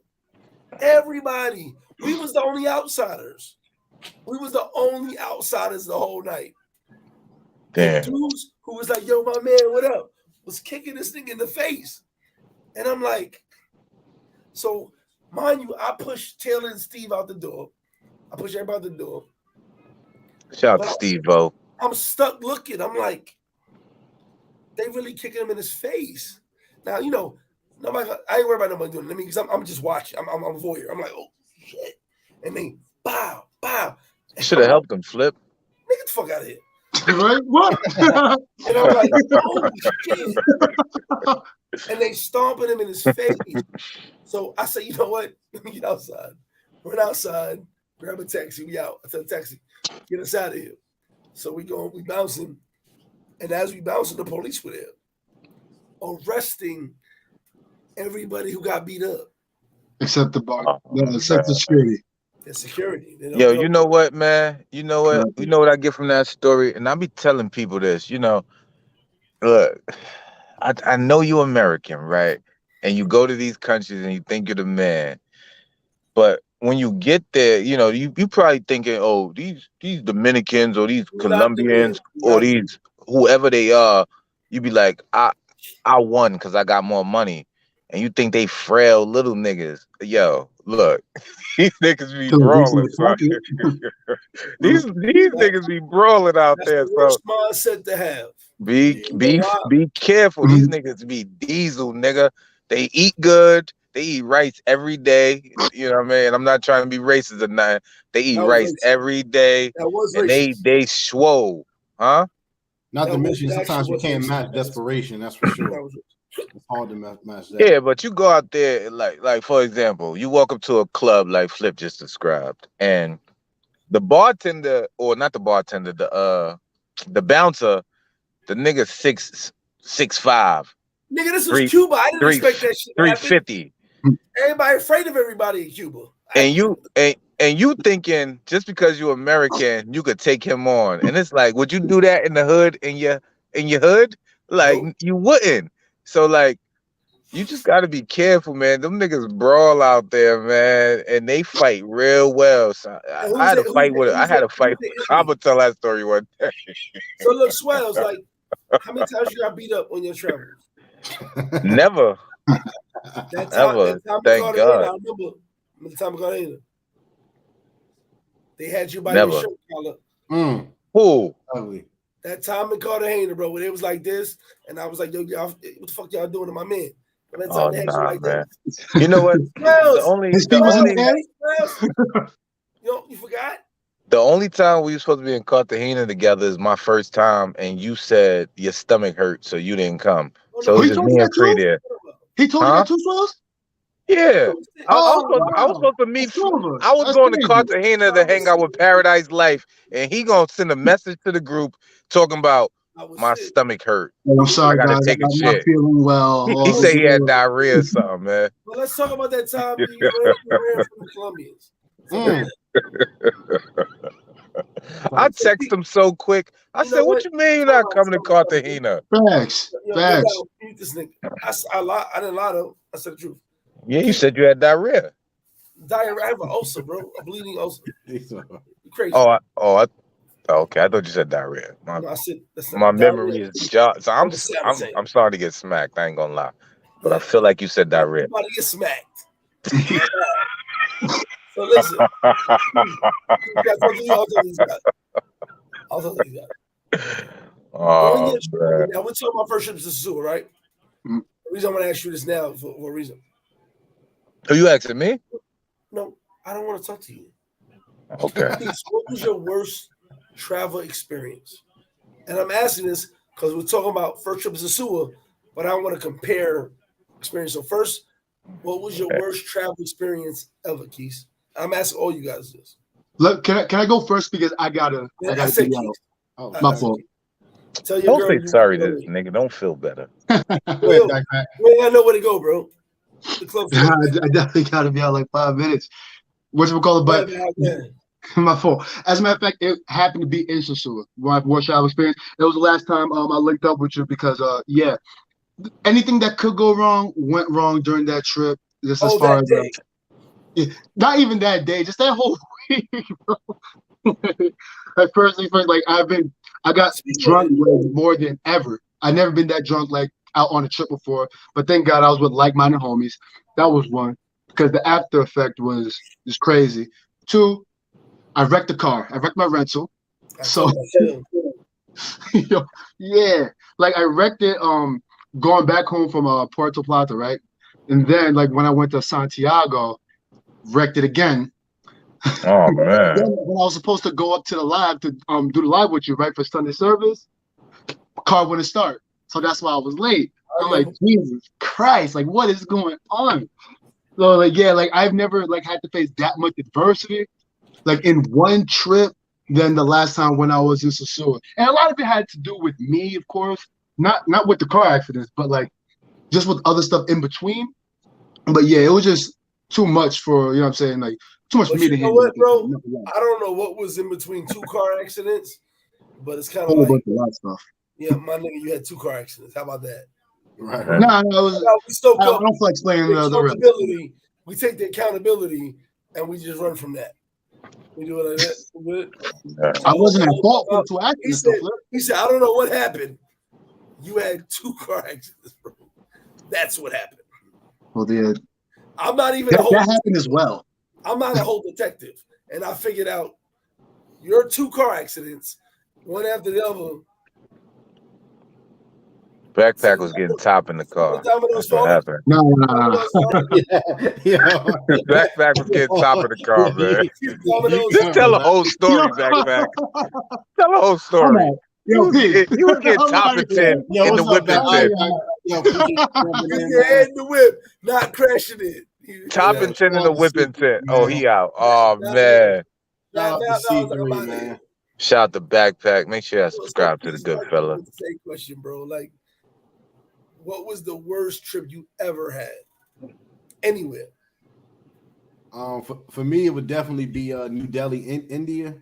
When I went to go see the Taj Mahal, I was on like the race to see like all the 7 wonders of the world, and that was one of them. And we got there hungry because you couldn't eat anything because 50% of the travelers that go to India get Delhi belly, which you vomit, diarrhea, and stuff like that. Yep. I planned for a quick trip, a little 8 hours in and 8 hours out. We was getting ready to head to Egypt. So I planned for a little quick trip, ended up missing our flight, and while we was there, we realized that some of the places we went to, it was 1 bathroom for every like 900 people. Nobody used the bathroom, so people used the bathroom on the street. Like people would be eating, pull their pants down, use the bathroom right there in the middle of the street, pull them up and keep going. And it was like cows was sacred, so they would just use the bathroom and roam around all the streets. Trash everywhere, the sewer system, it was just bad all around, and we missed our flight. So that 8 hours turned into about probably like 16 or so hours. So you just had to be hungry the whole time. Smells, they didn't really treat you nice because they got a system of gas system. They don't really like darker people. Yeah, they don't really like darker people. So it was just all bad, but I got to see the Taj Mahal, so I guess it was worth it, but I would never go back probably ever. So and it's not even about darker people, it's about you're not part of them. Yeah, facts. I learned about a cat when I was 15 years old. But here's the thing. That's crazy because guess what? As beautiful as India is one of the most dirtiest, unsanitary places in the world. Slumdog Millionaire. And we're talking about, by the way, I can give you 30, 40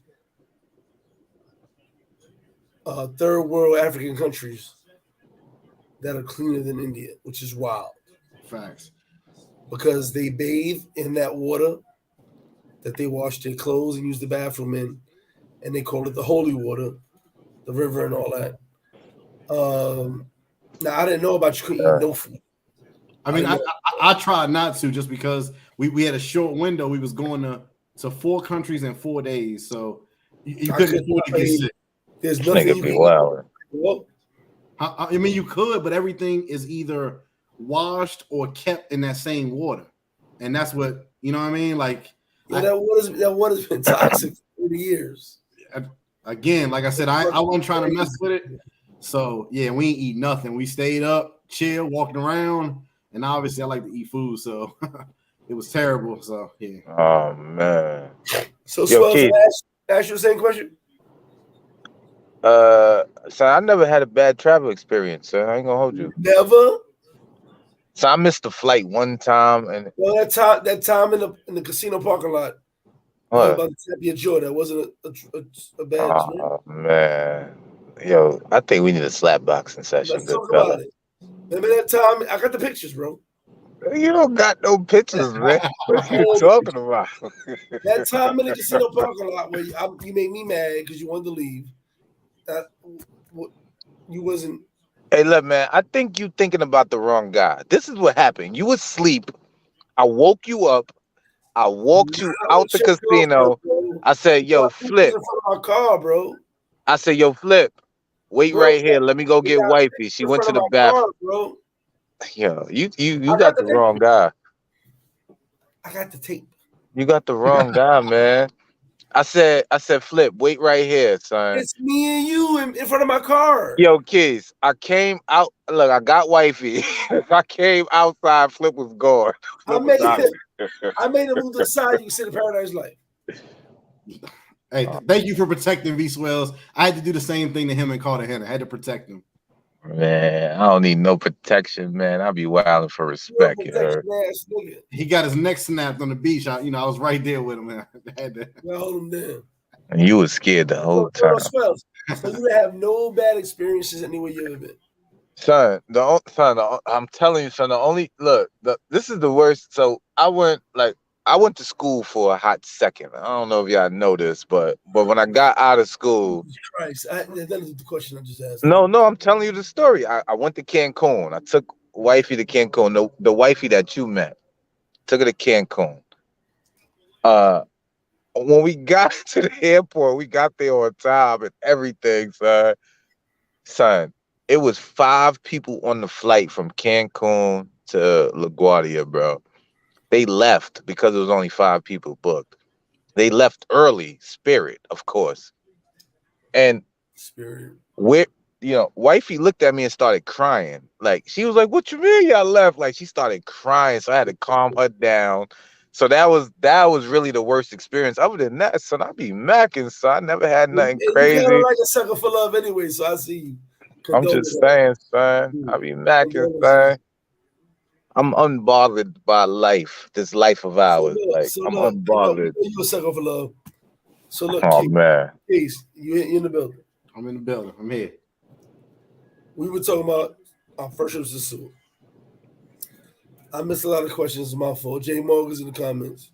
Man, ain't nobody asking no questions, man. Yo, ask Swells a question, man. I got y'all. Hey, y'all something. Swells, I'm not done talking. Swells, I'm like twice your size, bro. I'm putting Flip in the headlock when I see him. It's gonna be funny. Swells, chill.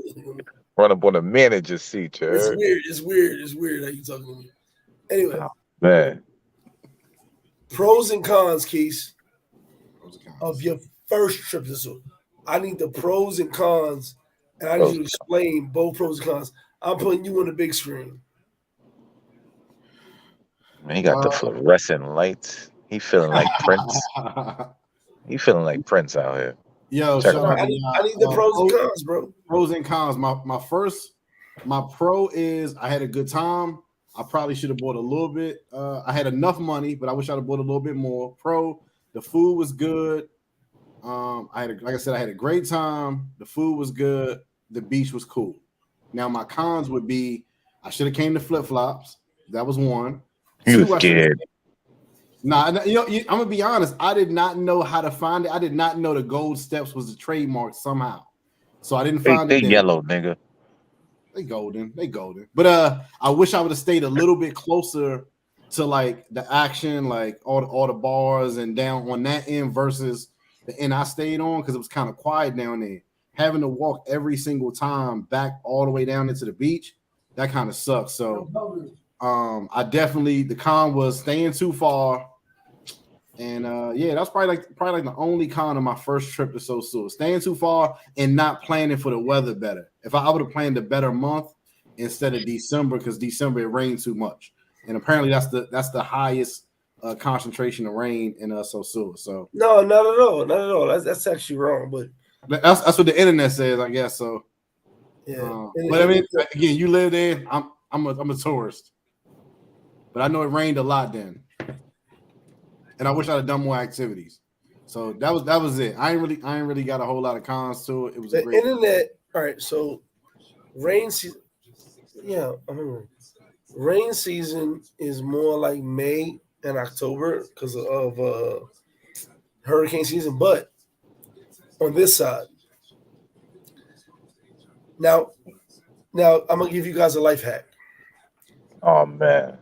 Now I'm telling you, Swells, I'm very smart, bro. I know, nigga. Wait. Pull your phone out. Coming at me, bro. Relax, man. man. Why are you so aggressive? You aggressive, nigga. Pull your phone out and tap on the weather. Look, man, if I do that right now, I'm gonna be off the live. So I'm gonna just keep my phone exactly where it's at. You got like a fucking 1975 phone. Tap on the weather, right? Android. Now you see it says percentage of rain. You ever see What that? it say? What it say? What's the percentage? No, I'm saying it's a percentage. You know what that means? 10% chance. Oh man, this Wait, nigga. You know what that means? I can't wait to see this nigga. Well, I'm giving you science, my guy. Relax. You know what percentage of rain means? The percentage of rain is the probability of the rain. Swells, relax, What, bro. I'm giving you some. I'm the king of useless facts. Relax. Anybody in the chat know what the percentage of rain means? I just answered the question. On your phone. It's the probability of the rain. That's not actually what it means. What do it mean then? I just told you, I'm like one of the smartest niggas you ever met in your life. Oh my God. The percentage of rain. It says 17%.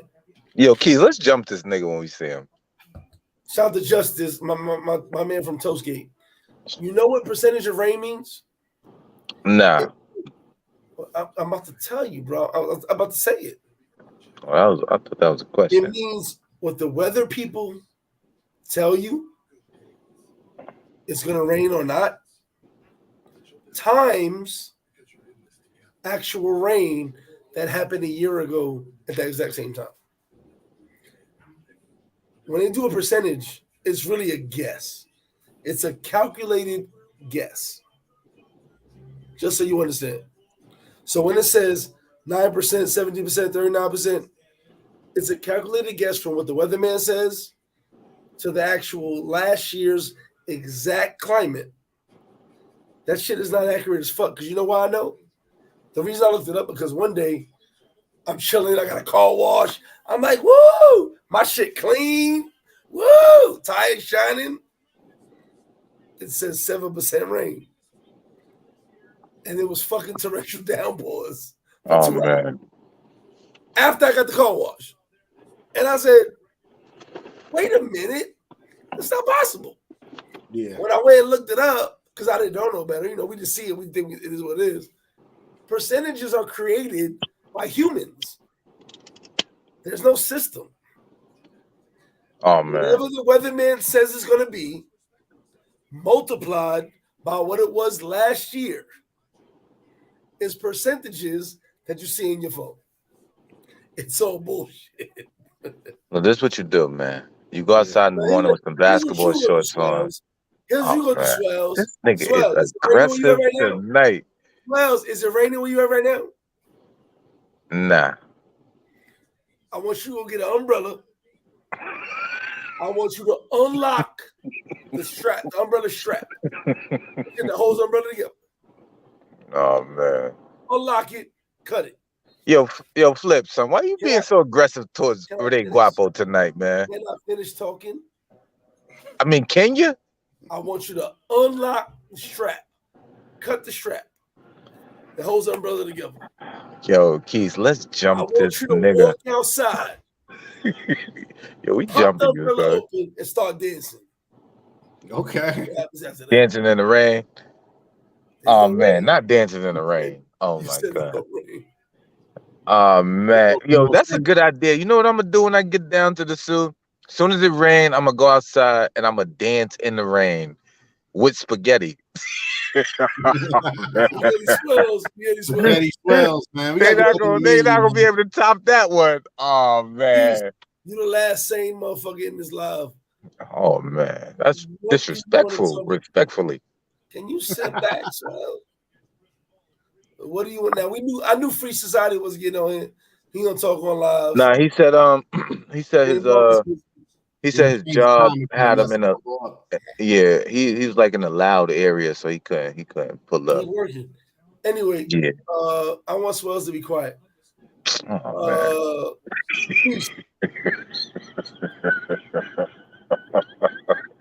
Why are you still laughing, bro? Life is funny. I be laughing a lot. I got a question, Flip. I got a question because we got I'm sure some newcomers over here.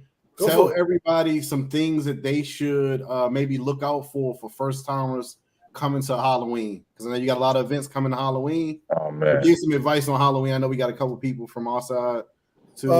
So what you should get out for? First off, if you with the crew, you good. Shout out to C3, the crew. Oh, well, actually, it's actually Paradise Light, but Yo, Keys, let's jump this nigga. So I'm tired of this nigga. Super shameless plug, but I wasn't even like talking about myself. And I'm waiting for the video that didn't happen. So, anyway, Man. as far as what to look out for was,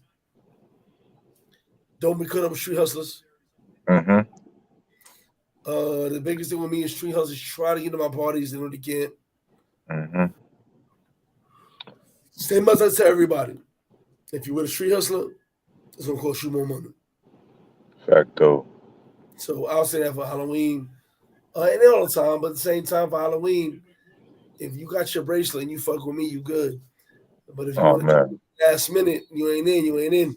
Don't call my phone and be like, yo, Greg, I got a problem. I've got 200 people over here. You know what I'm saying?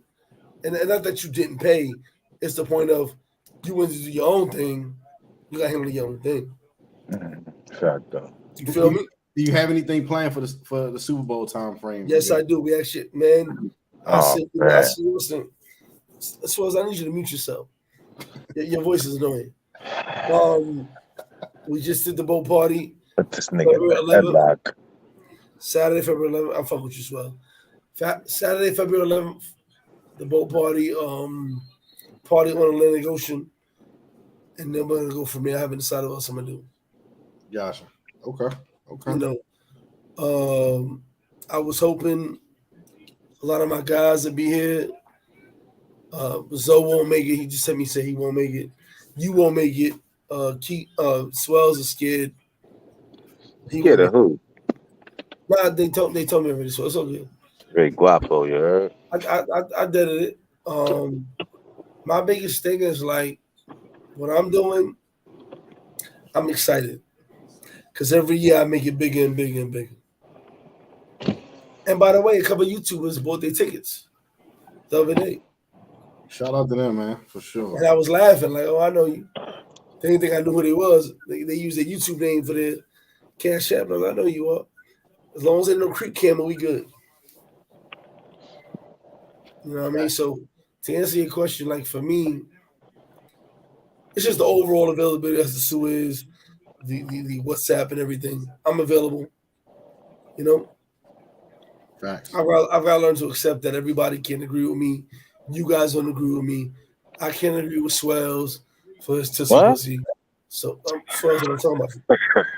Yeah, you've been picking on Swells this whole time. He been trying to pick on me. I'm gonna put him in the headlock though. It's gonna be just saying my truth. Speak my truth. Yeah. Yo, what's up with you and these Christopher Colombians? What's going on? So do you know what Christopher Colombians are?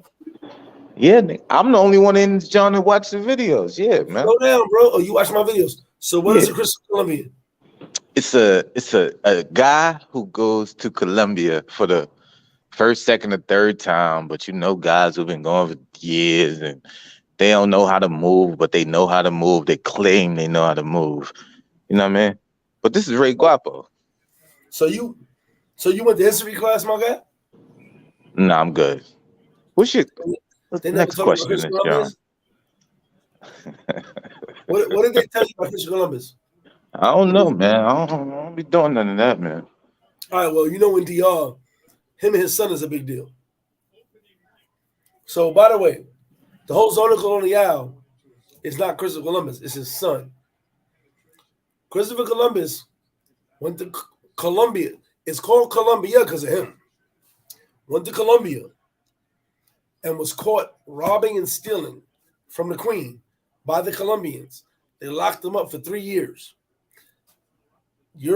Spain came and got him, brought him back, beheaded him after they already killed his son. Oh, man. The thing with Christopher Colombians, you founded new land that was already there before. Understand? Yeah. Now, Christopher Colombians are basically mongers that found a new pussy that was already used.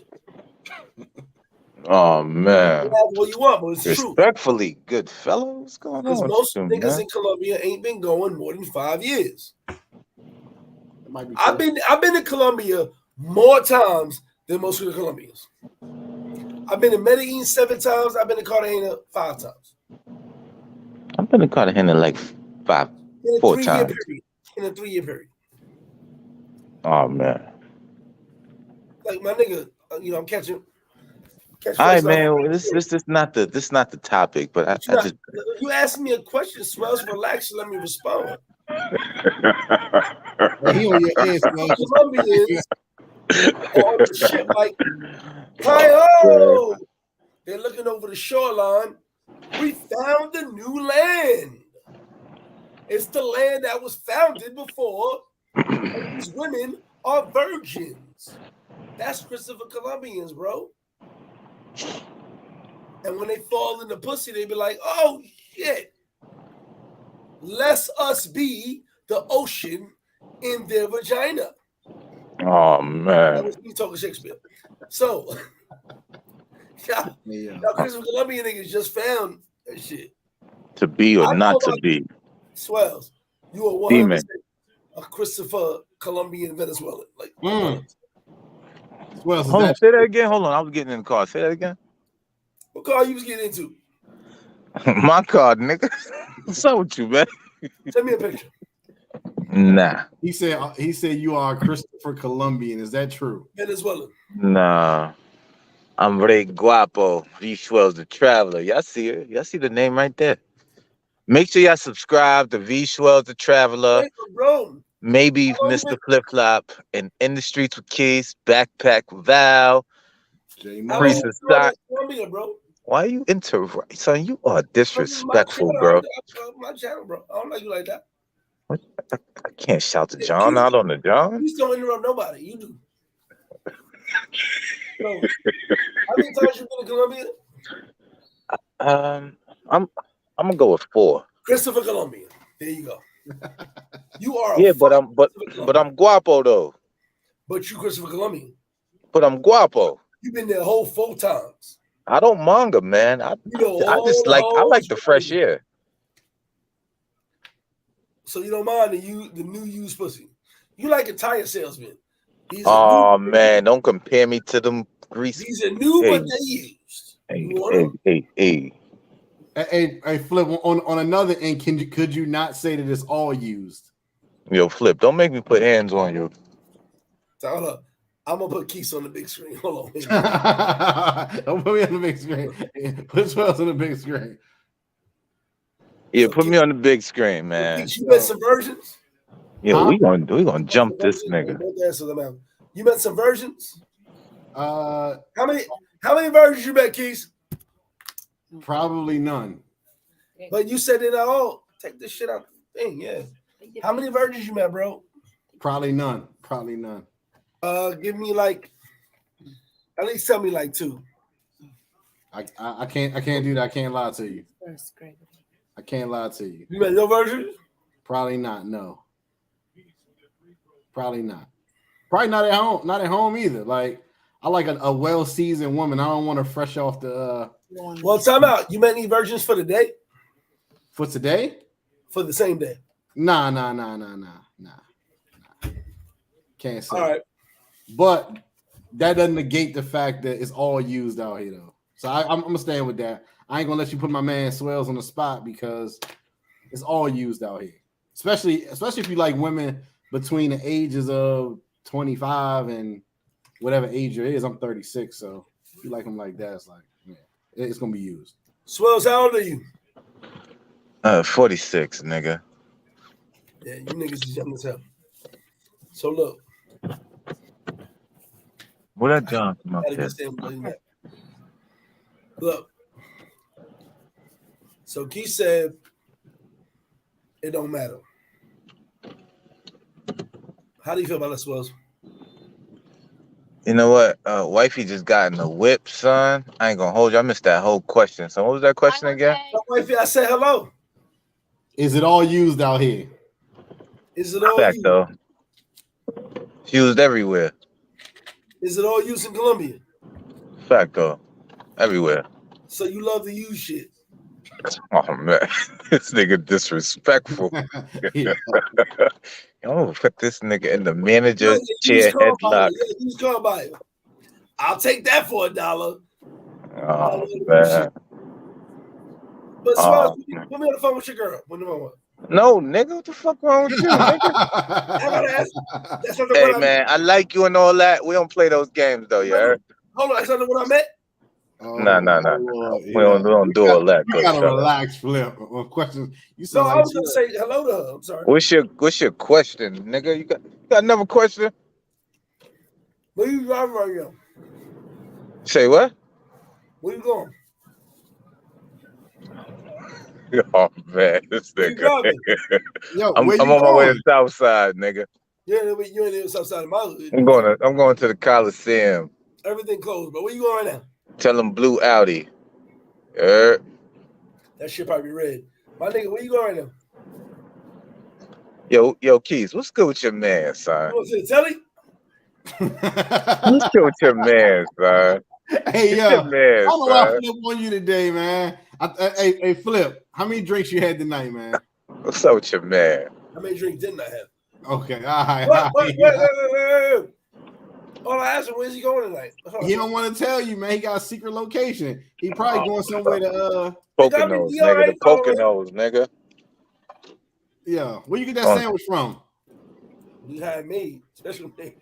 Yeah, just a big ass sandwich like somebody else Handmade said. sandwich. I was trying to check in the chat. $30 Was there any more questions real quick for you? Shout out to everybody who showed up tonight for sure. Nah, fact though, man. I hit that like button.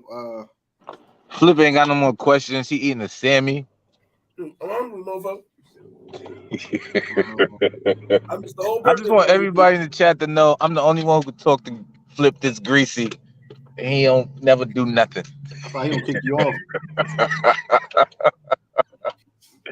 Oh man, shout out to Flip, man. He be mad rude to me too. He be mad rude to me.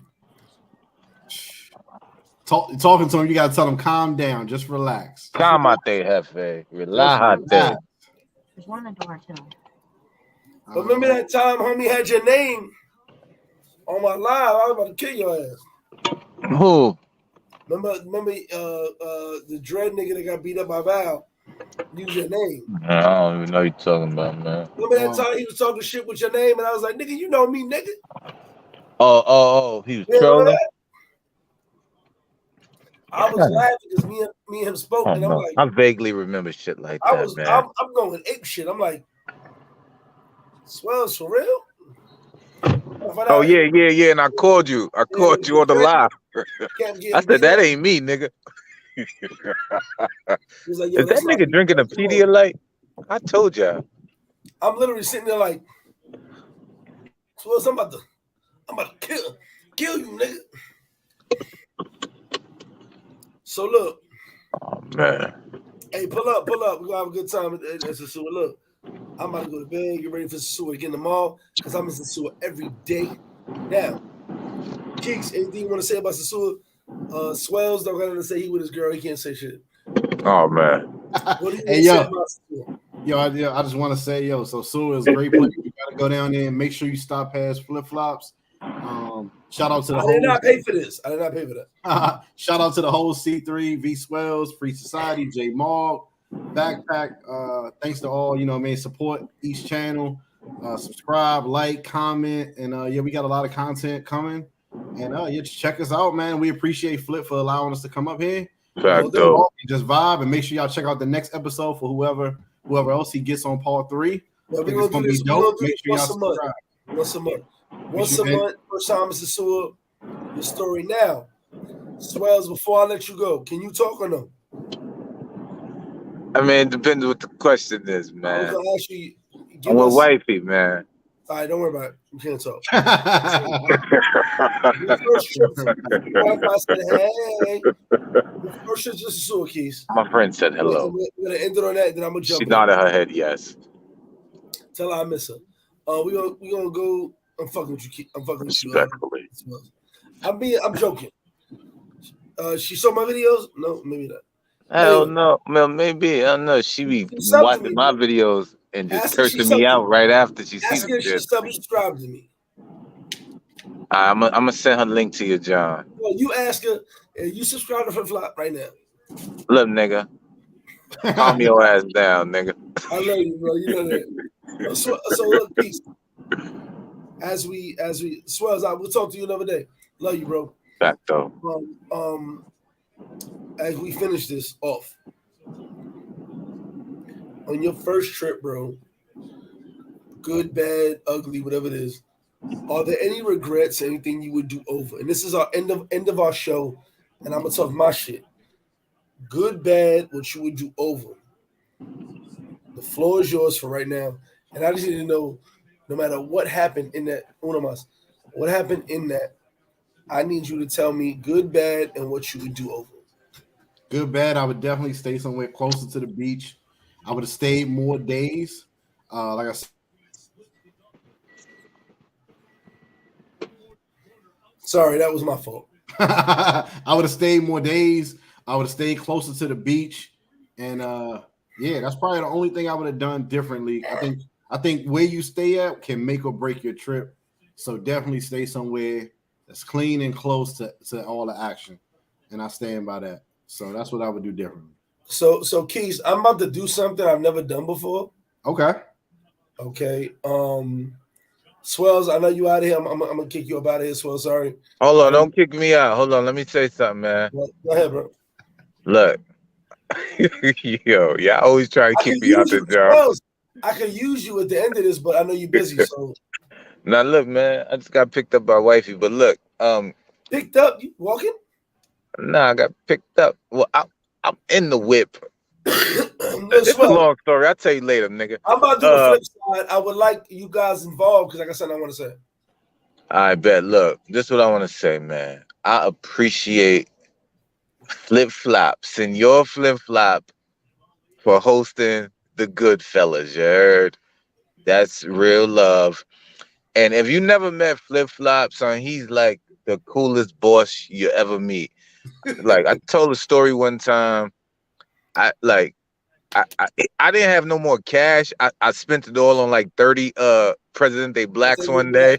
Yes. And he gave me a $100 bill and I cashed app him immediately, and the $100 bill. Like, this is the kind of guy who provides good service. He's so cool in real life. He'll give you advice at first, but if you start asking too many questions, he gonna say email me. But he cool as hell. Like, shout out to Flip, you heard? Shout out to my guy in the streets with Keys. Thanks for hosting us, man. I'm about, look, she went in the store. This ain't even my main John. Flip, you blowing me up over here. Oh, no, is this the joint I met? God damn. No, this is not the joint nobody met. This is I'm trying to. What's going on? But anyway, end of show. Anyway, and you just not even part of it. Yeah, salute to the chat. Salute to everybody, man. We just making history. We gonna live forever. We immortal. You heard? This is you like YouTube. She about to get some chips and you cut off. Nah, she went in the store, son. So we good. So you got. Yo, what's your question, real quick, son, before she come back? No, ain't no. You ain't running off this line. All right, look, man. I'm spinning off. Yo, love you, good fella. Keith, I don't like you, nigga, and don't call me late. Love you, I'm sorry because I need you on this, Keith. All right. So this is my first time ever doing the flip side with another person. Okay. All right. So all my people who watch, we're still 112. We was at 157, 112. Look. So the reason I'm doing this, Keith, is because I need your input as we talk to shit. So on my flip side, I always give my version of events. Someone sent me a video about saying, is Sosua Americanized? First off, I watched a portion of the video. I don't know who this dude is. It felt like a King Lockett promo video. Shout out to King Lockett. I want to give you guys who are watching me an understanding of who I am. And the reason all these guys fuck with me. And Keith, I want your input. That's why I got you on this. Okay. Yeah, I'm down. Let's do it. I'm here almost 16 years. I've been living here almost 13 years now. My experience amongst Dominicans is not the same as almost anybody's experience. Matter of fact, I got Dom Yorkers who are Dominicans from New York, live here. Dominicans actually born and raised in New York, live here. We don't have the same experience. Their Spanish is better than mine. They think they own the world, but my experience of years outweighs their knowledge of what DR is really like. They grew up in America, like I did. So when they come here, they think they know everything. They don't know shit. So the video said, is Sosua Americanized? I only watched a part of it because, like I said, it's turned out to be like a King Lockett promo video. And I laughed. I was like, why is King Lockett in every other clip? Sosua is a tourist town. We all admit that. It's for tourists. White, black, European, Canadian, whatever you are. I'm going to say something. I'm going to ask Keith a question. I'm ready. I bring motherfuckers from Paradise Life all over the map in DR. Colombia as well, and Brazil. If you don't know what a typico is, typico, T-I-P-I-C-O, 99% of you would not enjoy a typico. What is a typico? A typico is ear blasting music, more than likely a band, and rum everywhere. And you can't even hear the person next to you. That's typical. They're dancing, partying, everything, right? Right. So when someone says Americanized, I've taken hundreds of people to the Campo, to the Typico, to the local Dominican spots. And they can't deal with it. So when someone gives me a video that says Sosua is Americanized, they play hip hop, they throw money, that's what you motherfuckers want. Because if I bring you to the real Dominican Republic, 99%, I'm still to this day on track with it, can't deal with that. Where it's ear blasting music and it's only the music you don't understand, never heard of before. No Bad Bunny, no Ozuna. It's literally bachata, salsa, band music, blasting your eardrums out. 99% of you Negroes, I say kneecap grows, would never enjoy that shit. You wouldn't. Sorry. So what is Americanized? Americanized is you telling me you heard 2 hip-hop songs in a club. Americanized to me means, because I've been all around this world, Americanized to me means you heard a song that you know. But if I take every single one of you outside, you have no idea what that music is, what they're saying, what they're talking. Now, Keys, before I get to you, I'm going to talk about outside. There's a big concentration on these fake Pookies and Ray Rays. Now, to all my Caucasians in this chat, I love you. You ain't gonna hear me go over no fucking Kanye rants. But for the brothers who are talking about Pookie and Ray Rays all over the world, you are Pookie and Ray Ray to the Caucasians. You, the one who are talking about those other guys, you're Pookie and Ray Ray. Now, I'm going on and I'm saying a lot of you guys wouldn't enjoy the Dominican experience like I do. So you go, it's Americanized. It's Americanized. I made a comment on the Facebook group, and people went crazy on my DM. Before social media, real ballers, money makers, street niggas, rappers, whatever you was, were throwing money in the air. Now, for you young folks, this is new in social media. They're throwing money. I always say we outside. I am the epitome and definition of outside. When I was growing up, when I was in them streets and them clubs at 14 years old, strip clubs, 14 years old, tunnel, 14 years old, all that. Niggas was throwing money because I was outside. I saw it. It wasn't a video. It wasn't a rap video. It wasn't a video, YouTube video. Look what these idiots doing. Thanks. They say, look what these niggas is doing. If you was outside, you saw niggas throwing money all the time. But you wasn't outside. You was inside. And when you finally got a passport, you went outside and judged everybody around you. If you was outside, everybody threw money. You know how I know? Because at 13 years old, I threw 1,000. And when I went home, I was like, damn, I just threw 1,000. That's crazy. I did a lot to get that. But I did it. And I regret it. I was like, damn, I did a whole lot to get $1,000. Why did I do that? But y'all wasn't outside. Y'all the new era of people who never really did nothing with your life would be voyeurs. Now, Keith, the reason I got you up in here. All right, I'm here. We in the building. As you heard me say all this, this is my closing comments on every live. But I wanted you here because me and you've talked a lot.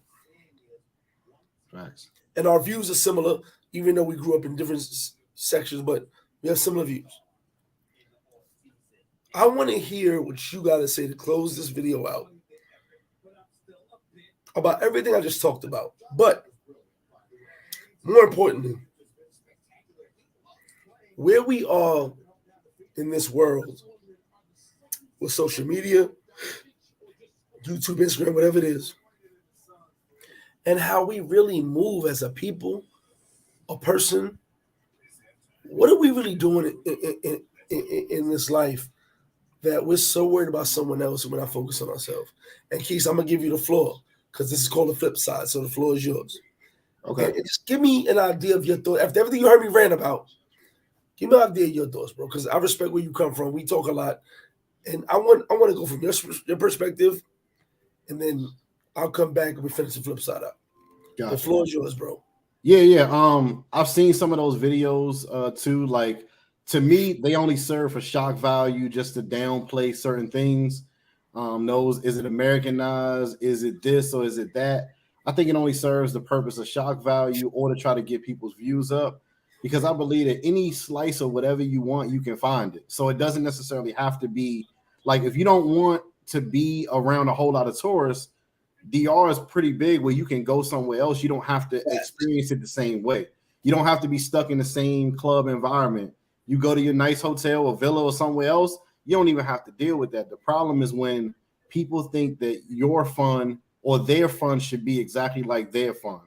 And right now we got a new crop of younger dudes coming down, and they may, money throwing may be their fun, but my fun may be looked at as a Pookie or Ray Ray, like you said. So that's why I try not to engage in those colloquialisms, because like somebody's going to think of you of any type of way depending on your activity. And there's some people that may see my channel and be like, oh, I don't like that. I want good family fun. Say it. Channel isn't that. Say it one more time. Say it again. Colloquialism. Look that shit up, y'all. He's a very intelligent brother. And the funny part is what you just said. I felt it. Now, I want you to explain colloquialisms real quick, if you don't mind. For the audience that doesn't understand what you just said. It's basically just a slang term or a common term that becomes a thing. So instead of saying police, you say the popo. Like, it's one of those type of things. It's a repetitive thing we use over and over again. And that Pookie, I had a conversation with that not too long ago. Like that Pookie and Ray Ray is some of the sentiments that conservative America uses.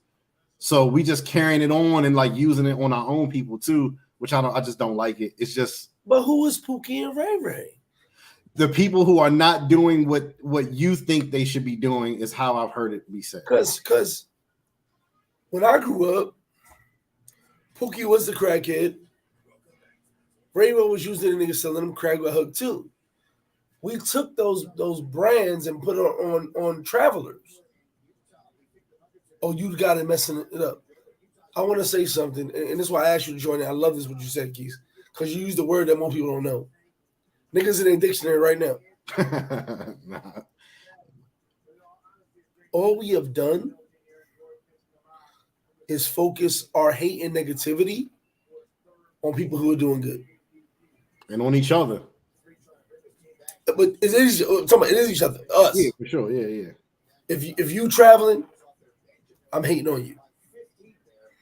And the wild part is, Keith, I told you, damn, motherfucker, I can't stand you. You travel all places. But I love what you did. I was just like, damn, you really did all that in a short period of time. Right. Never once did I hate on you or dislike you. I was more like, hey, how'd you do that? And I don't know if I could do it in a short period of time because I like to experience so much from every culture. But I gave you kudos. I was like, yo, remember I hit you? I said, I need to go here. Show me, tell me how I can do it. Yeah. Other dudes is gonna be like, man, fuck him. There's a lot of that going on right now. But why? Why? I mean, everybody thinks that you should experience it the exact same way. And I tell people this all the time. You got to experience things that go with you, your life, and sometimes your friends and make it work. Whether it's friends, family, budget, ambition. Like I said, I wanted to see the 7 wonders of the world. It's hard to do that. You basically did that shit. I'm close. But you went to the steps of getting it done. Oh, yeah, for sure. I'm sitting here like, you did 72 hours? I'm like, you remember I told you, I was like, what? Yeah. And my thing, like I said, I'm getting to this because that's why I wanted you on him. I wasn't mad you had a 72-hour plan because you actually saw it. I was more like, how did you have a 72-hour plan? I hit you and said, hey, let me know your next flight pattern. Yeah. I'm gonna follow your flight pattern.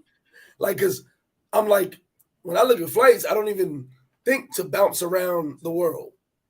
Gotcha. But you obviously figured out a flight pattern to bounce around the world. The problem I have with our society nowadays, the problem I have with this world nowadays, and it goes into our first trips to Sosua, whether our viewers don't realize it or not.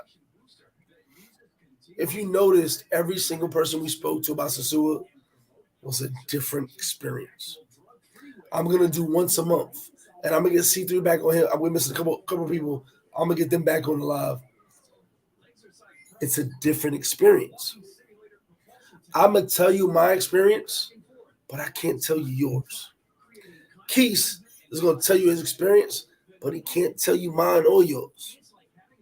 What it is you have to actually go out there and experience it. Now, with Keith, I told him, I'm taking guidelines. Show me this flight, show me this, show me that. Am I lying, Keith? Oh, yeah, no, for sure. But at the same time, I might be able to do those guidelines he showed me. But if I see the route and I'll be like, you know what, that's a dope route. I ain't got it right now, but I can follow it eventually. It's all about working in unison. The whole point of C3 is brothers working together. Small YouTubers, big YouTubers, all working together. And that's why I wanted them on my panel. And Keith is here right now for this reason, what we're talking about. Who is the judge, jury, and executioner on how you live your life? Who is the person that decides everything you're going to do, when you're going to do it, how you're going to do it?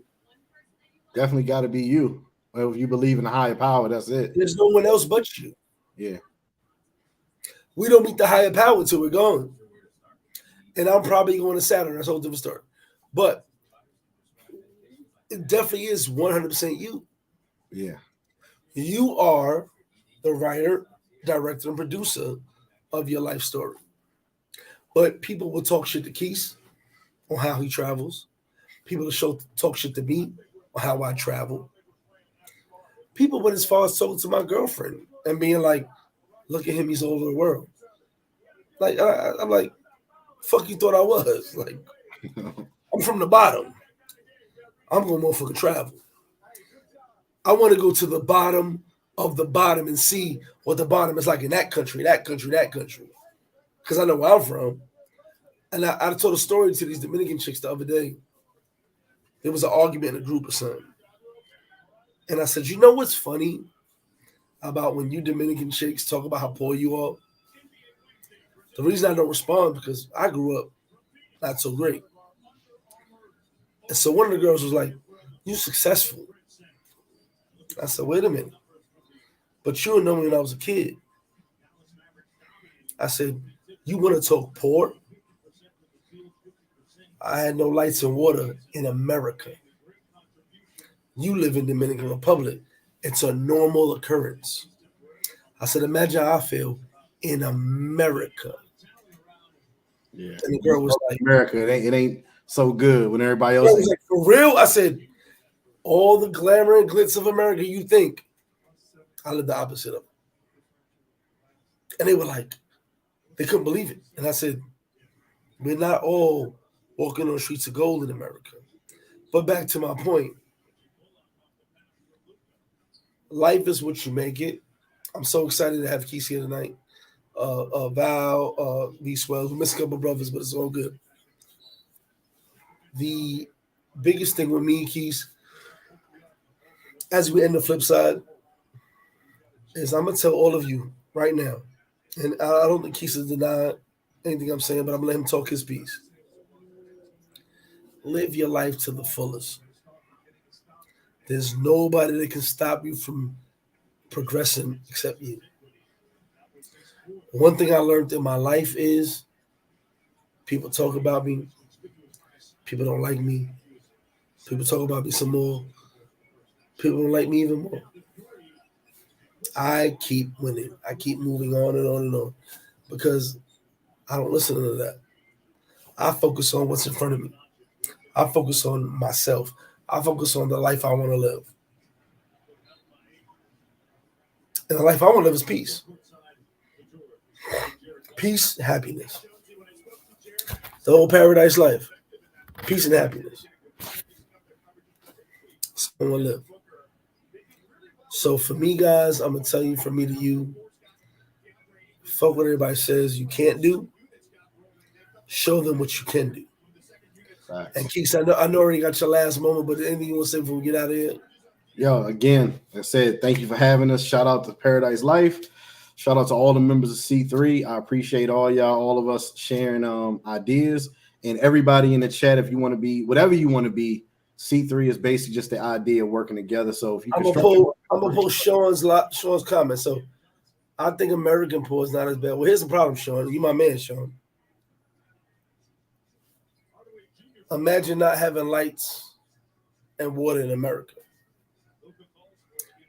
Dominicans not having lights and water is normal. Yeah. Imagine being an American. Dave Chappelle said it best, is that he grew up just good enough to be poor around white people, and it felt like it was only happening to him. But and think about that. When you broke and everybody else isn't, broke. Yeah. There was no fix it. It was what it was. So Sean, what you talking about is, I know you grew up in different circumstances than I did, which is cool. Yeah.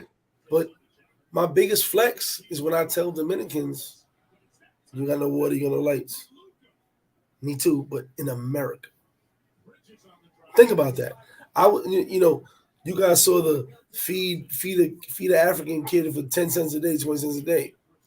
You ever saw the American commercials? $1.50 a day feeds one kid. And it was all dirty on mud. They rolled through the mud and all that. So we had African UNICEF and American UNICEF. I go back too far for some of y'all. Yeah, if you're struggling, you're struggling. I know it's a different struggle. Just a different struggle. But I'm gonna give you a heads up, Keith. You might want to kick out Swells from C3. It's my guy. I love him, but he might be like a bag. He might be like a secret Batman Joker motherfucker in there. Nah, I'm fucking with you. Hey, I appreciate you joining me tonight. Hey, yo, no problem. Hey, yo, I'm out. Shout out to the chat. Appreciate y'all interacting. Make sure we got so much more coming up, man. Like these guys. I'll be there and I'll see you soon too. So these Swells will be with me. So you can watch how you talk Swells better not be with you. But and I'll fuck with you. But I love my guys. I'm gonna do I have a C3 video coming whenever Freestyle gives me. I'm gonna post it on my channel. You guys respect C3, man. They doing big things, man. Real talk. We ain't just out here running our mouths, chatty pattying, lying like V Swells, all that. But C3 popping. Yo, Keeks, I love you, bro. Much love from me to you. All right.